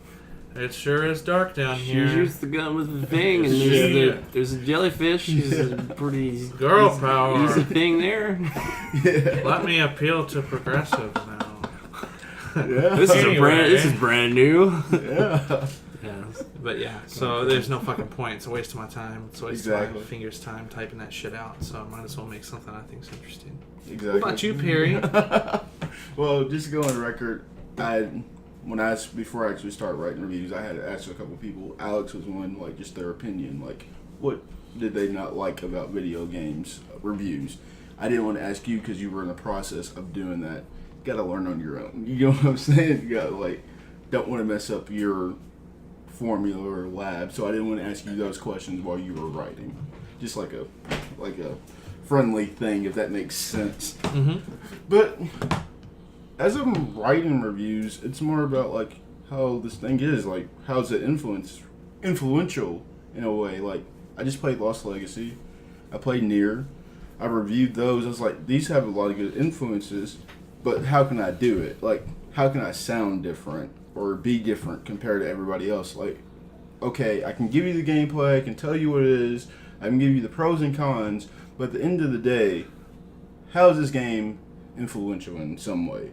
And that, I never got the actual answer until after I beat the game, and it's right there on the spot, and I can see what is influential in both games. Mm-hmm. And that's how I'm just going to continue to do it. It's like, I can see everything in Breath of the Wild and how it can be influential, like just as a gamer, a game developer, but how can we learn from it, and how can we make it better in video games? Because like you said, like, it's more personal, and like we seem to get away from that idea of what is personal and what is not, because we can all just go to IGN right now and scroll down to the bottom and see the score and not read their actual review. But if you want to know how we felt, then you should read the review. And that's what I felt reading yours. I'm like, this is how Seth felt reading Splatoon. That's why a lot of people. Those are good points, by the way. That's why a lot of people are dropping review scores, because they think that they don't want to quantify their opinion into a number. Mm-hmm. Which makes sense. I mean, make them read it. I don't know. It's kind of an outdated form. I mean, like I don't. I like giving scores mostly because I guess I can quantify my feelings in a general sense, but only if it's a 5-star / 1 out of 5 system.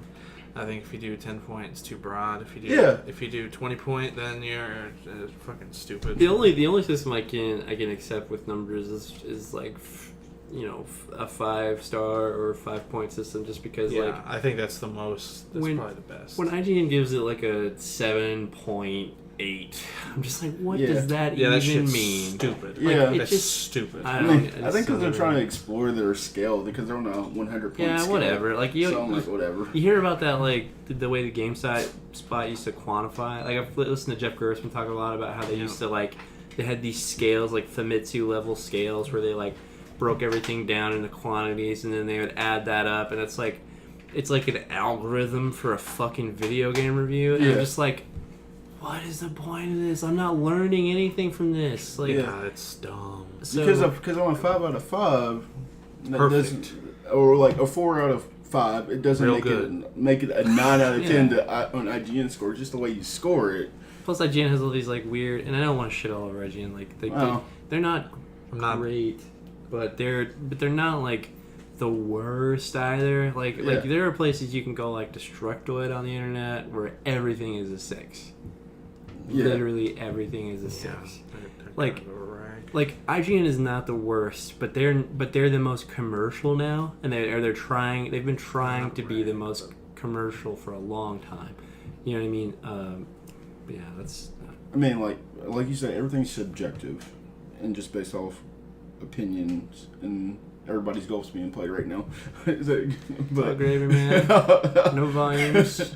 But no, just like when I play the game. So Sorry, you That's say great. Hot Shots Golf? I'm sorry, it went out the wrong way in my ear. Yeah.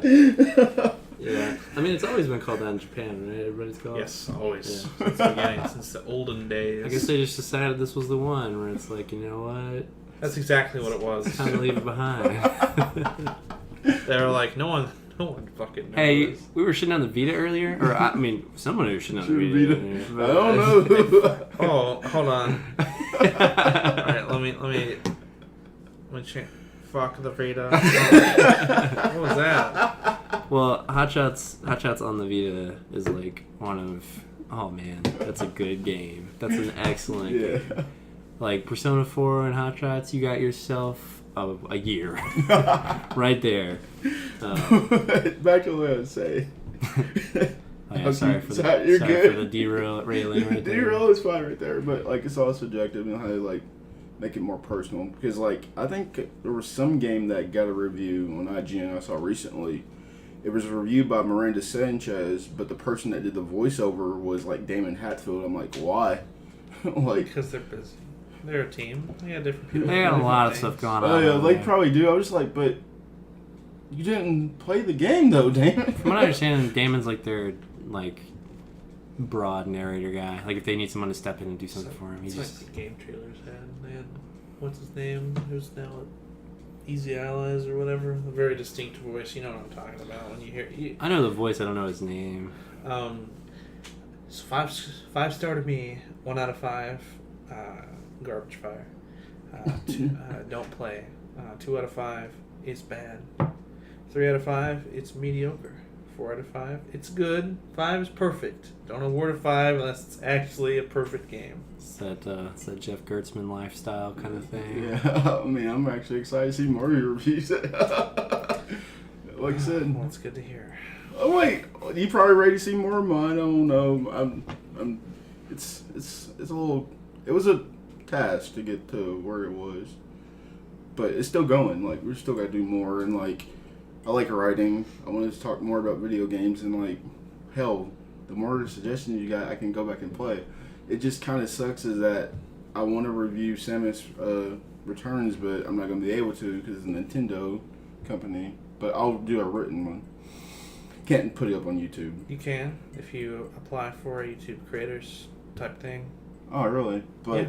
doesn't it like 90% of your content have to be Nintendo though? You have to register each video individually. Oh, okay. It's not a big deal. I mean, it sucks. It sucks that you have to do that for them. But it's Nintendo.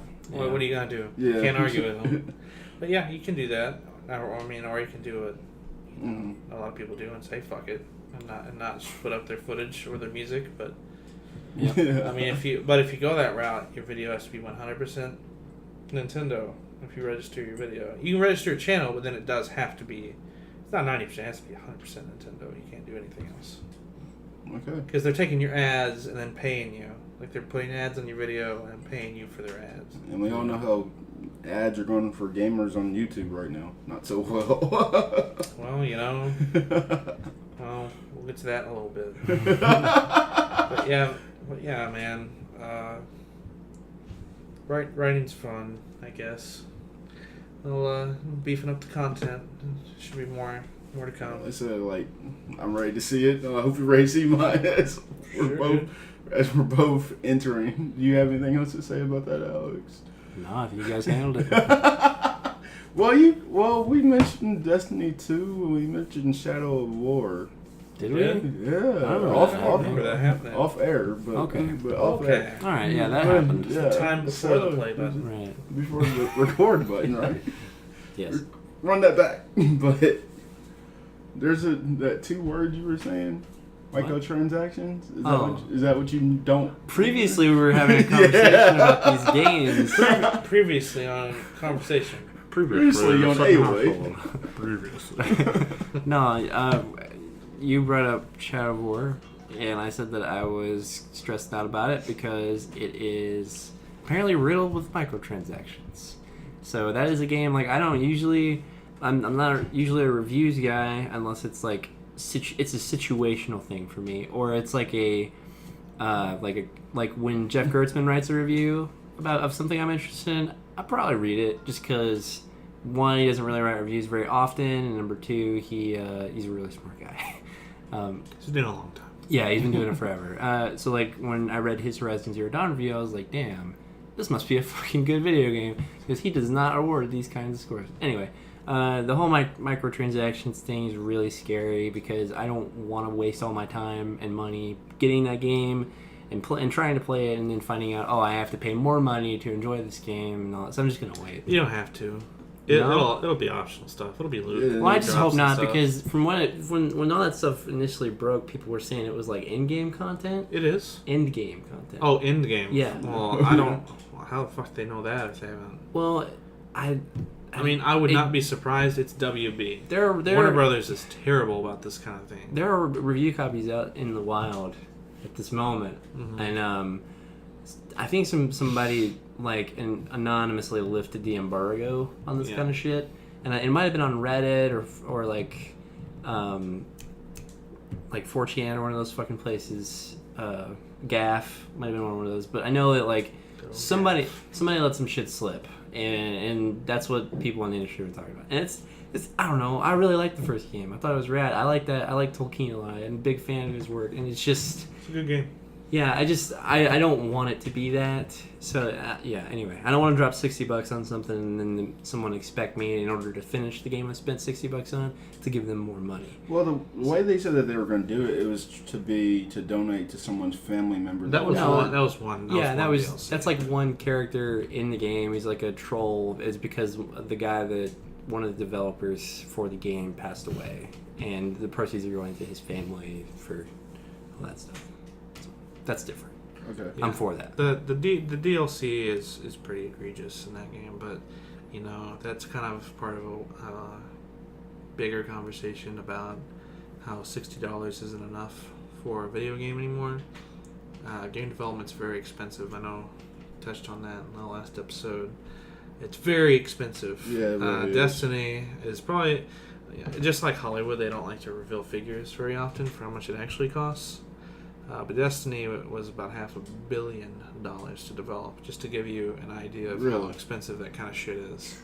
So, and you might think, well, movies routinely, with the marketing budget, are routinely about that much money. Like a big budget $250 million movie with the marketing budget it's about $500 million. Red Letter Media said that a long time ago. It's a good way to measure it. You take the budget and you double it. That's how much it actually costs. So, but everyone sees a movie. They all pay $10. Everyone just saw it. I did. Did you? It was good. I loved it. Okay, I'm trying to go see it. That's all I'm asking. I thought it was pretty good, but I don't know. After I got back, whatever. That's movie review Whole stuff. other thing. But it's worth its Rotten Tomatoes score. Let's say that. It's like 88 or something. I thought it was 100% when I saw it. It was for a while. They usually come down. Agree, Seth. I'd say it's more like an 85. It's pretty good. Well, It's got flaws. I want to see it. A lot of horror movies do, but Yeah. the newer ones. Anyway, everyone saw that fucking movie. It made a shit ton of money. Not everyone buys a video game. unless it's GTA. Million sellers are a big deal. People always talk about, we sold 1 million copies. We sold 2 million copies. You do the math, the rough math, and you see $60 times 1 million. $60 million. Yeah, it's not. That's terrible. What am I talking about? Game developers get $20 out of that. So $20 times $1 million is about how much raw profit that the developers actually get in. So that's why you have DLC. That's why you have loot fucking crates and all that kind of microtransactions and stuff. Just all ways to try and recoup the cost of development and make a profit without making the game more expensive. That's why you're seeing more like indie developed games through crowdsourcing sites like Kickstarter. Yeah. That's why this whole Fig thing is happening with Double Fine and all that kind of stuff, where people are investing in games and seeing rewards instead of it just being stuff like Kickstarter. So, but yeah, it's complicated. Yeah, it's really expensive, really fucking expensive. Game development's kind of fucked right now. Oh yeah. That's an even larger conversation. Like crunch is the working conditions, the pay. It's all bad. It's not. It's not good. As someone who once aspired to be a game developer, it's not. It's not a good career to go to. If you love video games, you will not when you're done. Unless you're super passionate about it, you get real lucky. You end up in a designer position, but if you're a programmer at a game company, you're doing hard work. You're doing real hard work. That's, like AI and stuff. But what you could be doing is writing bank programs in Java for about $100,000 a year instead of getting paid $60,000 a year to work 300 hours a week. Like a passion project. That's basically what it is. You have to really love it. The one example I always come back to is with that is the fact of like Madden and the EA development teams. Yes. Those people like sleep in their offices. Yep. And they like never see their families. And then those games come out and everybody's like, oh, it's fucking the same thing as last year. It's fucking This new Madden looks crazy. bro game, blah blah blah. But it's just the fact that like these guys bust their asses on these games every year to get them out because they have these tiny little release windows. And for all their trouble, they make small improvements on those games. They do what they can. But you bet your ass whenever that game comes out and some tiny little thing's wrong, everyone fucking lights them up for it. So it's like, that example always sticks with me because like the gaming community has a lot of faults, just like any community. But the thing is that gaming is different because you have to wait. Like in the case of Zelda, you get one every like 5 years, right? Cumulatively, like a main big Breath of the Wild style Zelda. So like with Madden, you get one every year, but that year to the people who only play Madden is just like waiting 5 years for Zelda for us. You know what I'm saying? Yeah. Because that's the only thing they really have to live up to that time. So whenever I see those people getting that kind of backlash, it just really bothers me because it's like, man, you don't even know what that dude went through. Yeah, I think that a lot of perspective is needed for a lot of game fans. Like, someone who, like I am, starting to review games, some. I'm not going to say professionally, it's absurd. Yeah, we're not there yet. But as someone, who does try to look at games critically, it's very important to keep that in mind. You can call it a game trash, but you have to understand where they're coming from. What that means. Like to call, like when you're calling a game trash, you gotta keep it in mind the circumstances that led to that game being that way. No one wants to make a bad game. Yeah. No one sits down and says, I'm gonna make a bad game. Some people might sit down and say, I have to feed my family, and they gave me only so much money to make this game, and I have to take shit. And I'm gonna get up from my computer, and I'm gonna go whack off in the bathroom because I don't give a fuck. Right. Yeah. I'm out of this company. I mean, yeah, you have that, but no one sits down and makes a bad game. I think people can treat movies like that. People can treat games and music like that, and it's okay to be critical, but I think what people need to take some fucking perspective, man. Maybe just be a little less defensive about it. You know what I mean? Like when it comes to things you're trying to enjoy. I think the last thing we said, how I talked about how Lost Legacy was nothing but a tech demo. I actually like how Uncharted is nothing but a tech demo. Like how. Oh, I forgot about that. Yeah, but when I did the review, one of my friends who thought that way watched my review, and they said like that was a good review. It was actually gave the game justice, like because I said the game is good, not great, just from a critical standpoint. The Lost Legacy. You think it's just good?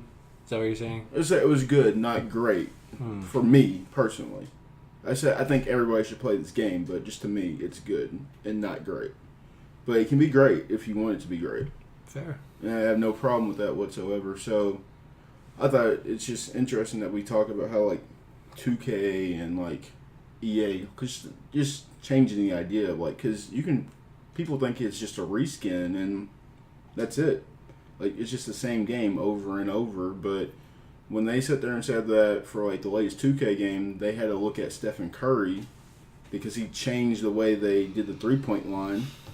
It's like, damn, you put a lot of thought into changing your gameplay just based off one player or LeBron James. I just don't understand how people just hate off of it when you're getting your game. Like while we wait for Kingdom Hearts or Final Fantasy or Zelda. Speaking of which, what'd you think of that? So, Kingdom Hearts being launched for 2018. You don't believe it? No. I don't. Early 2019. I believe it when I see You think so? Yeah. I don't know. I did kind of shit on Nomura pretty hard last.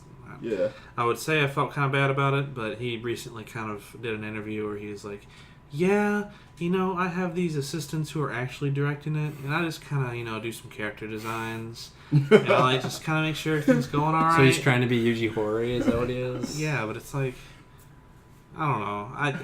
It kind of makes me feel bad that he gets a lot of credit for all that shit. And it's like I did Final Fantasy VII. Like, motherfucker, you did the character design. He's like, just the name. I don't know. Like, It's just the I like his art. I think he's a great artist. I'm a big fan of his character designs. Okay, I'm a big fan of some of maybe his older style character designs. Maybe not all the belts and zippers. What about these Ed Hardy looking motherfuckers in Final Fantasy 15?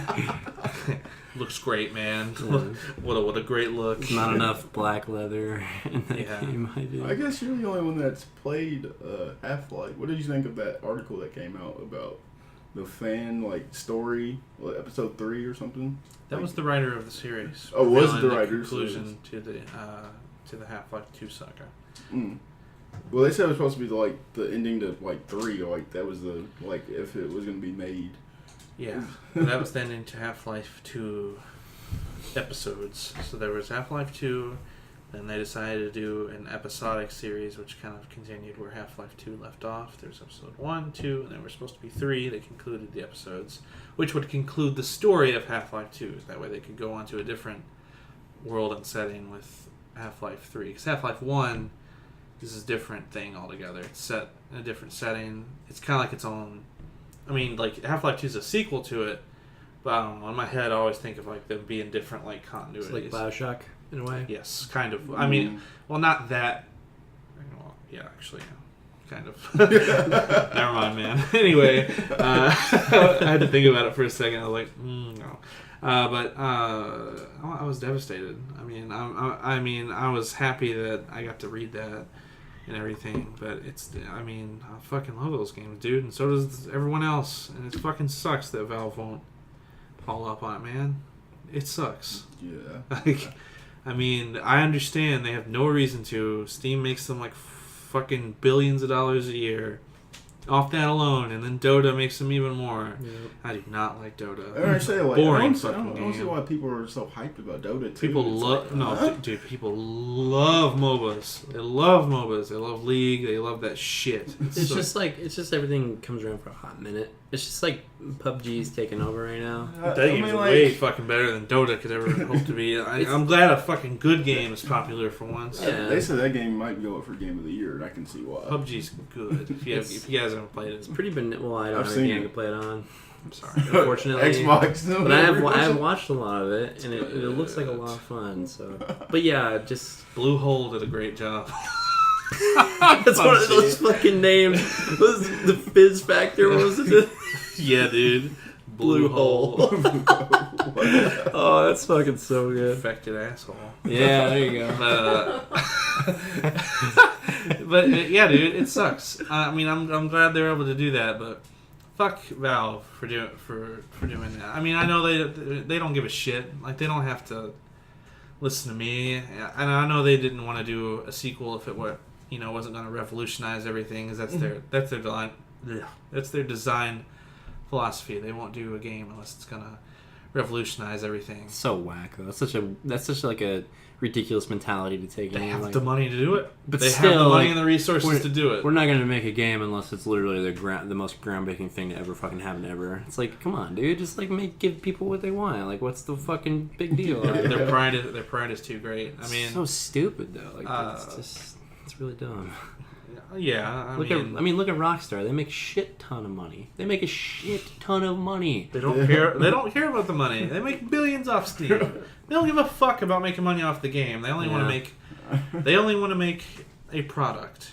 And Gabe Newell has said, he calls them products. He wants to make a product if it's going to be a hotbed, a test bed of a new concept that they want to have. Like Team Fortress 2 was the first like kind of shop-based microtransaction type thing. That sure has taken off. And kind of continued over into Dota. Left 4 Dead was their experiment with AI-based cooperative multiplayer. Everyone has taken something from Left 4 Dead. Like, just, like, I get that design philosophy. I mean, I get that. I mean, sometimes they ignore it. They ignored it for Portal 2. They just made that game because they wanted to. Like, because that's their official...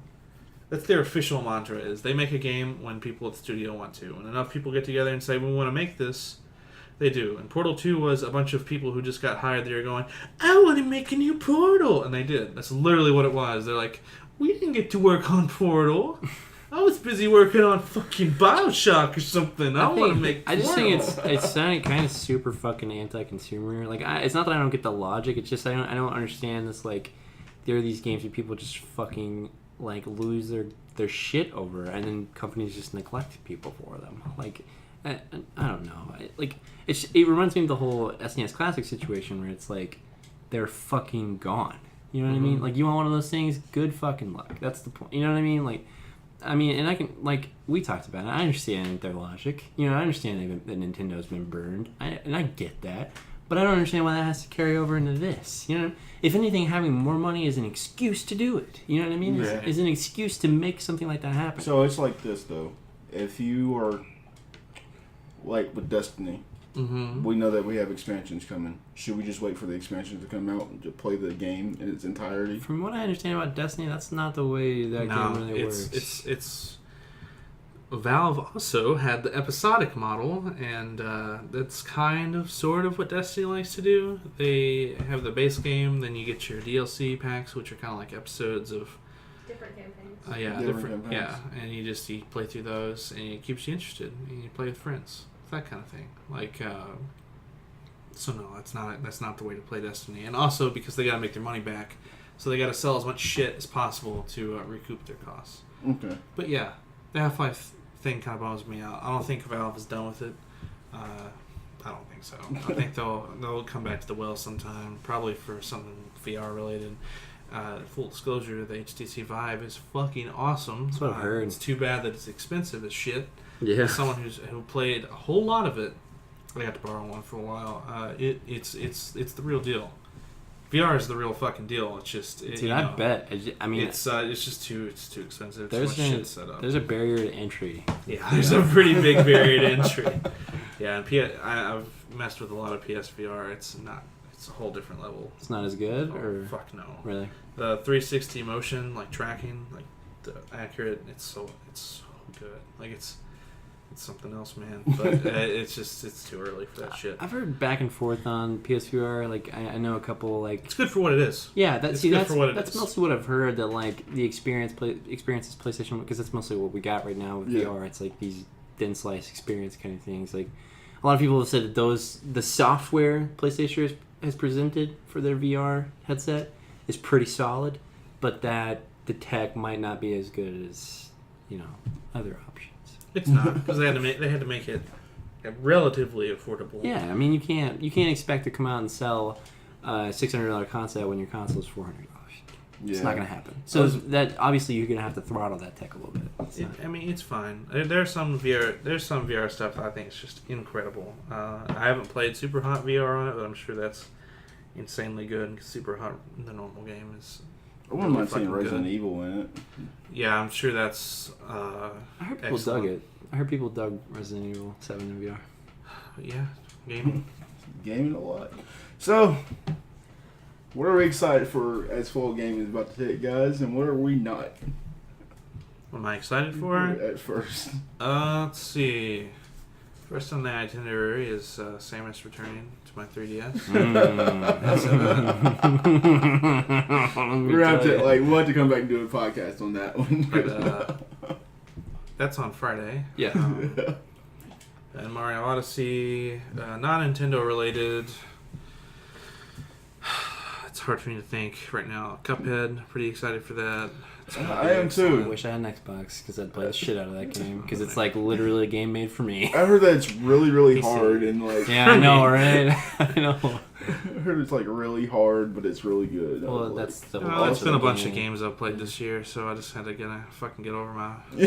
little baby like, mentality you said, like, and everything. everyone's like, I want a challenge. Okay, let's.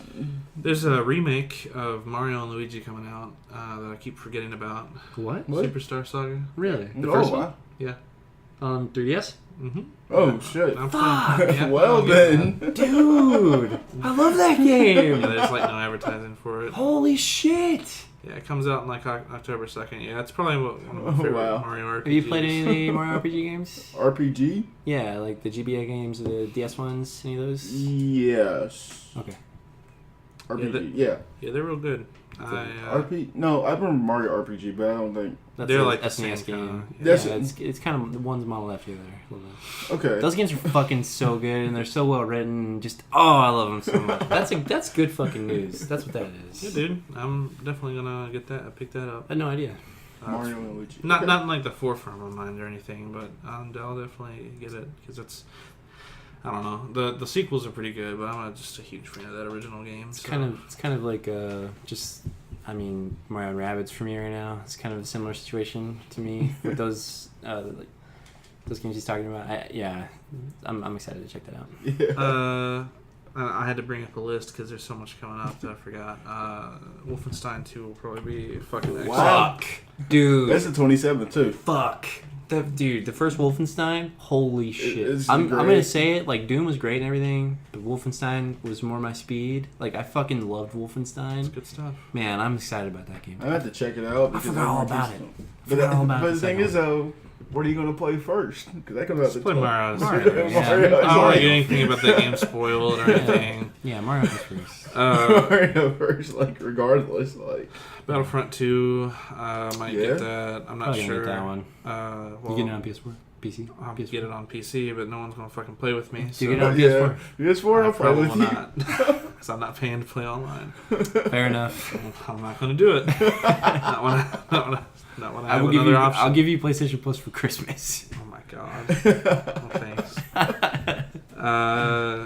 But yeah, that's all that I'm not super interested in, but yeah. And Mario Odyssey, obviously, but Game's gonna be pretty great. other releases of note that you might like are Ni no Kuni 2. Is that this January, I'm gonna have though? to wait on that one. Yep, sorry. Whatever. It's like It's still Q4. literally like Technically. at the beginning of the year, but Yeah. there's that new fucking Pokemon game. Ultra Ultra Sun. That's right. You're about to say, oh my god. What the hell? Oh yeah, that It's like 3 Sonic years. that Sonic game we talked about. Sonic already. Forces. I want to check it out. Hey, you can get your Persona costume in that game. It's fucking This horrifying. shit really looks so Oh yeah, silly. there's a Gran Turismo game coming out. I totally forgot about that. Oh yeah. Oh, Forza. You know. Just Forza's pretty. Hey, Forza's pretty good. If I had an Xbox, I'd play. I mean, they sell it on that, and that's good. it is a very very good looking game. Just technically. There's a new South Park game coming out. Yeah, that one. I Fractured didn't play the Asshole. first one. There's some stuff going on in that game. It's a little awkward. I think it's pretty awesome. I think it's pretty great what they did. I think it'd be great if it wasn't Pretty like good if they weren't actually centrists. if They it didn't actually stick to their guns. I in think the fucking show. if the only thing it changed was the difficulty, I think it'd be fine. But that's not the only thing that it changes. That causes a little bit of a problem for me. Was the difficulty hard or easy? Do you not know about this, Barry? No, I'd never played it. You So- don't know about this thing that's popping up around this South Park game? No. Seth, you tell. So Like I said, like I haven't heard much about the game. Like I saw it at E3. I was like, okay, it looks funny, but the harder the difficulty, the blacker your skin. Oh, really? Because that's the joke, is that, people are going to... And the combat itself is not more difficult. Just people talk to you differently. Yeah. And treat you differently. Yeah. And some of the, the gear you grind out and stuff. Dude, that's so awkward. Just done the wrong way. I mean, I'll have to check that out. but no, I mean, South Park's not really known for their super left-leaning Yeah, politics. that's They kinda certainly like true. But come meet in the on. middle. Yeah. That wasn't in the first It one. was definitely Ubisoft, I'm just going to say. It was probably them. Yeah. So, there's that game. Then there's the new Middle-earth and Evil Within 2. You like Evil Within 2? Evil I'm just listing games. Oh, I don't cool, actually care. Well, I know some people really like the first one. Like when you get a little further in. Wasn't it you guys were telling me about that actually? Like when you Mhm. get further Yeah. into it, it gets better. Because I gave up on it like 3 hours in. I didn't like it very much, but Oh, you didn't care for it? not really. Okay. It's okay. Well, maybe this one will be better. It probably Yeah, will. hopefully.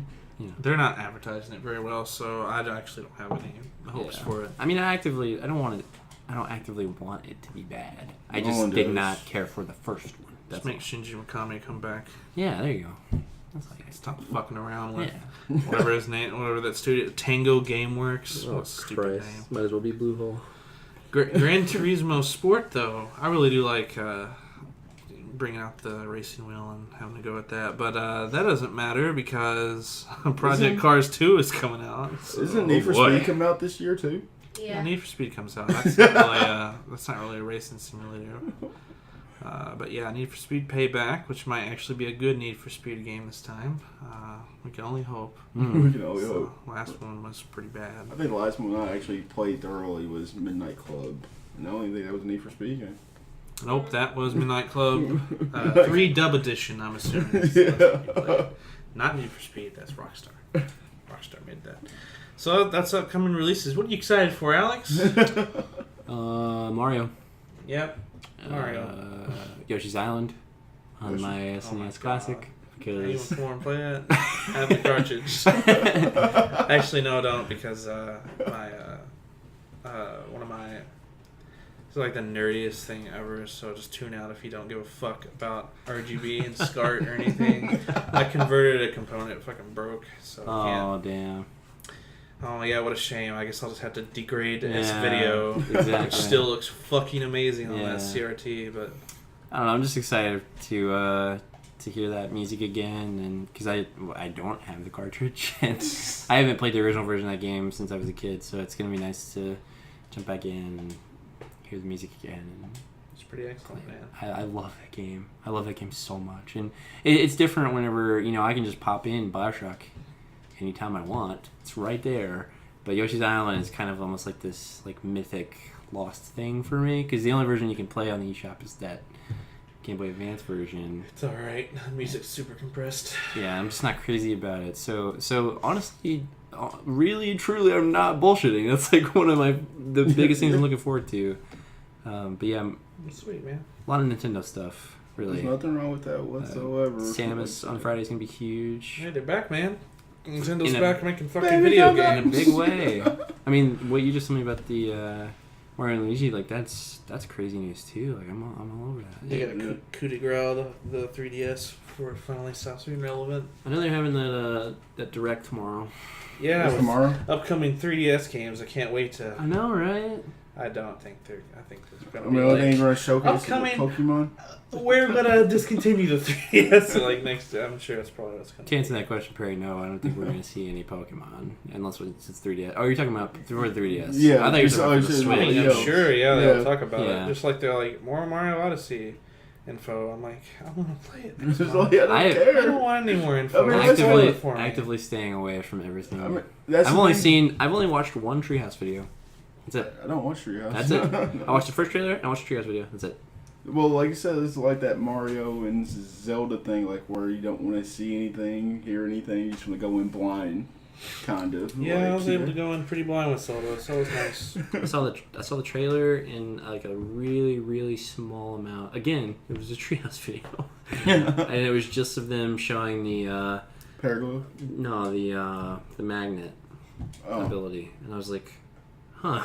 Okay. Interesting. Enough of this. I'll leave this alone for now. Yeah, I actually didn't pay attention to any of the coverage because I wasn't very hyped for Zelda. I mean, I was excited it was coming out, but I wasn't hyped for it. So it was nice to play a game with like no expectations and be having your ass blasted away. That was nice. Yeah, it's been a long time since I got that feeling. Yeah. I haven't felt the way I felt about Breath of the Wild and about a video game just in general in a really long time. He said for me, like I think we talked about like for me to have like the Wii U, it was really just waiting for the next Zelda game, and it never came. And I was like, well, there's I think a that's Switch. what it was for all of us. Like for everybody, Yeah, it was like, good God, like the last one I beat was Wind Waker, so I was ready to play something new. You didn't play any of the ones in between? Wind Waker and... Link Between Worlds, I think I've asked you if it was any good. I need to play excellent. Yeah, it's to play fantastic. I didn't have a 3DS at the time, so okay. So I'm gonna grab it. That game is You gonna rad. get the Australian one? Yeah, that's what you need to do. Yeah. Speaking of which, Thomas wanted me to have the answer for I need a follow up. You need a follow up Yeah, too? this is a big fucking important follow up. I mean, seriously though, the only thing he's been able to reply back to me, because I asked him about it, was like, he said this, yeah, it sounds like they aren't into the games that aren't in the U.S. For me, it made sense. Plus, I got it early. Laugh out loud. What the fuck does that even mean? So Harry, that isn't... Alright. So it's... To be continued. So I like all video games, no matter what region that they're released in. But it's getting the games that you want will be a considerable challenge if you go with the Australian releases. So if he got an Australian 2DS, it is region locked to Australia, which means that it can't play unless it's because I noticed you talked about AWOI code last time. Yes. And that's a DS game. DS is region free. Yeah. Yeah. So it doesn't matter what DS game you play on that. You can play Yeah. any DS game that you want. But 3DS is region locked unless, of course, you hack it. Yeah. Which is pretty easy to do. But the thing is, like, I don't understand why you'd buy an Australian 2DS XL to play a DS game from 2009 when you can, like, go to a used game shop and get one for, like, $50. He just wanted it because he wanted it early, right? It probably But was. That's my best assumption. But I just don't know what the fuck the point of that is. Like, Wanted it early, man. I mean, yeah, but, like, if you could have just waited and then bought games in your own country, like at your own convenience stores. Hey, dude. Week early. Yeah, that notoriety, let me tell you. But- hey, you know what? Here's your recognition. You got it a week early. You did well, apparently. I'm still confounded by this whole situation. He will be. All Next time we do one, he has Set agreed enough. to be on the phone and tell exactly why. Is that so? Yes. Is that so? Yes. Holy So you fucking guys will have Christmas. your final confirmation about. Jesus Christ. I mean, honestly, I just feel worse for him. I mean, it's got to be a pain in the ass. Even if you want to get your games digitally, like you have to get you got to get Australian. Well, credit. he does have he is playing Pokemon Sun and Moon on it right now. From an But it Australian has to copy? be, if he has an Australian one and he did not hack it, which he very very well may have, because if you hack it, then it doesn't matter. Yeah, it's not a problem. Then you can get rid of. Then the region locking is not a thing. I don't know if he hacked it. or But not. if he did not hack it, he has to play the Australian version, which is whatever. It's just then you have to go to the trouble of either importing the cartridge or getting some form of Australian currency to buy digitally. I can tell you what he's not going to get early, and that's any game released in the United States. Yeah, that's the thing. For the 3DS Especially or if there's like a 2DS. delay. Yeah, so, I mean, have fun with that, I guess. Sherlock Holmes and Watson over here, just like, look. The whole thing just boggles my mind. Is it just weird? Like, No, it's beyond weird. I mean, It's pretty quirky. Yeah. Pretty quirky. No, I don't mean to call this guy. Well, I guess I Yeah, do. you're pretty I much kinda- calling him That's out. what I boys kinda do. I kind of do. I guess I kind of do. But I just want to You understand got it. it. Well, he'll be on, so you guys can go back and forth. I'm sure you're a fine man. I'm not calling you out as a person. Just your marketing and buying choices are confusing. I mean, seriously though. That's all I would say. I mean, that's. You guys got anything else to add before we shut down for the night? don't know about you, Alex. Play Dragon Quest. Play Dragon Quest. So they bring more games here because I want to play 11 real bad. I do too. And I want them to know they have an install base. So the more people that play Dragon Quest. Base. Don't worry about that. I know, but they've been so skeptical about bringing shit here, and they're finally starting to again. And I just, I want that game real bad. You'll get it. Anything, Seth? It's like the part where I think about like the conversations I didn't finish during the course of the podcast. Like what? But then I can't think about them. Yeah, he said So we'll just go. let it He go. did say a couple times like we'll go deeper into it later. I was like, what do you want to talk about? Oh yeah. Well, if you're wrapping up, No, it's go already ahead. Too late, Shit. right? I got time, but it's up to you guys. Huh? Go ahead. Pewdiepie. Oh, fuck Oh. that motherfucker. What you Good. talking about? Oh boy. Yeah, that's what I want. That's what I wanted to hear. Oh, Good. boy. We're done with the conversation then. Fuck that guy. Yeah. Because on some real ass nigga shit, he really had he's messed up the whole development if you were to be a YouTube gamer. Just in that sense. That's right. The ads Ads- are fucked. Like Ads you, are like you're fucked for saying. that because of it, and we're not getting any revenue. So that's why we're turning to Patreon and Twitch for other things. And I'm just getting into it. I can see it already. Just like I'm gonna be like, I learned how to Twitch stream or learn how to Twitch stream. Like I just want to have fun for real. Build a community, talk about video games, just like how we're doing here, and like it'd be a way for other people to voice their opinions too, like on podcasts, not just Twitch. And that's just what I feel. But Yeah, I guess that's kind of what I was meaning, like, because you're like talking about ads, and I was like, well, PewDiePie run it because he's a racist piece of shit. Yeah. Apparently. did you read on it today or somebody? Well, I know that there's been some problems with PewDiePie in the past. Yeah, And it's not a first time offender. that's the kind of For stuff sure. that really kind of pushed me away from him just in general. And then Me- I was just downloading podcasts this morning, and the first Kind of Funny podcast was like, let's talk about the PewDiePie thing.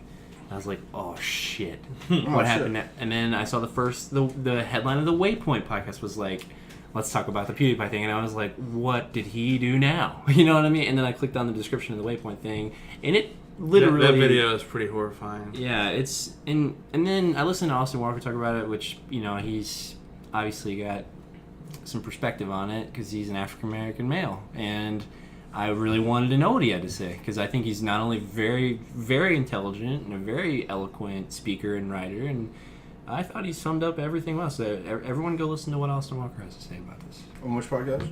Waypoint. Waypoint. Okay, They're I really need good. I need more podcasts to listen to. I started getting more into Kind of Funny, but just their Gamecast. But Well, their daily show is great because Daniel O'Dwyer's on it, and he is just I watched it. He's a great guy. I watch it on the YouTube. yeah. Yeah. Daniel O'Dwyer's rad. Yeah, no, fuck PewDiePie. Yeah, right. in I his mean, face.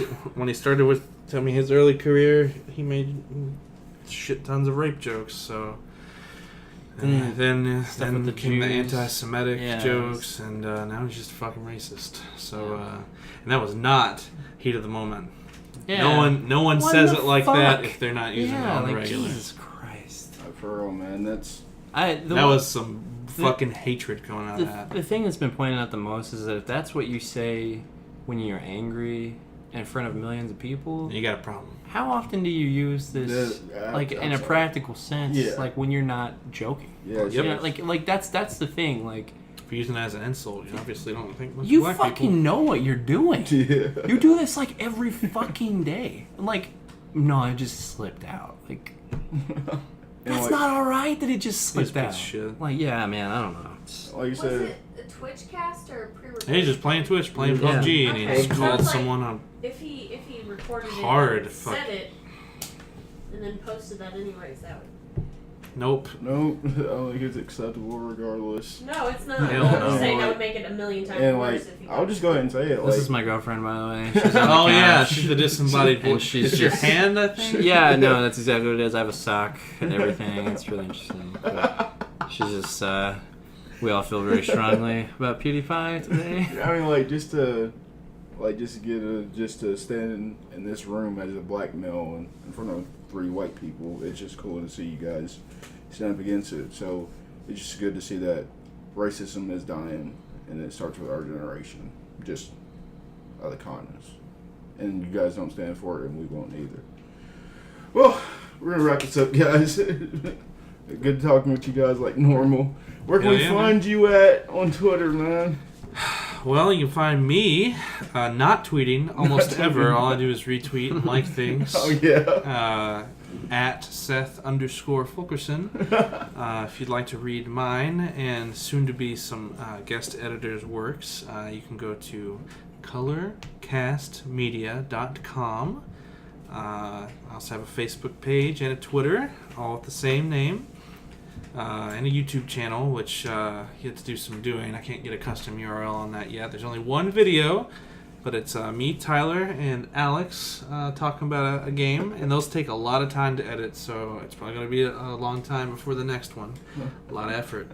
But yeah, making some stuff, writing some stuff, all that kind of stuff. Yep. What about you? I'm at Alexander Jacob on Twitter, and Alexander53 on Instagram. I occasionally post art on there, and I've been in a couple of Seth's videos, and they're really awesome. They're so fun to make, and he puts a lot of effort into them. So yeah, please check those out. They're a lot of fun. They're really funny. I can't wait to see more of it. I'm not gonna spoil it. You gotta go see it, guys. And you can find me at Agent Platypus 23 on Twitter. You can find this podcast, A Word of Influence, on iTunes, YouTube. This one will go up at the same simultaneously as it goes on iTunes, onto YouTube. And you can find me on Twitch too, under at Engulfed1424. I'll probably start streaming tonight. I'm not for sure. And thank you guys. Just leave a review if you enjoy the podcast, because there will be more content as gaming starts to rev up. It's always the back half of the year that video games start to pick up, even though we get those things. We'll probably come back. I probably won't see you guys again until after Game of the Year. Right. I think so. That distance ourselves, probably have more people on. And thank you for coming on like normal, guys. It's my pleasure. All right, see ya.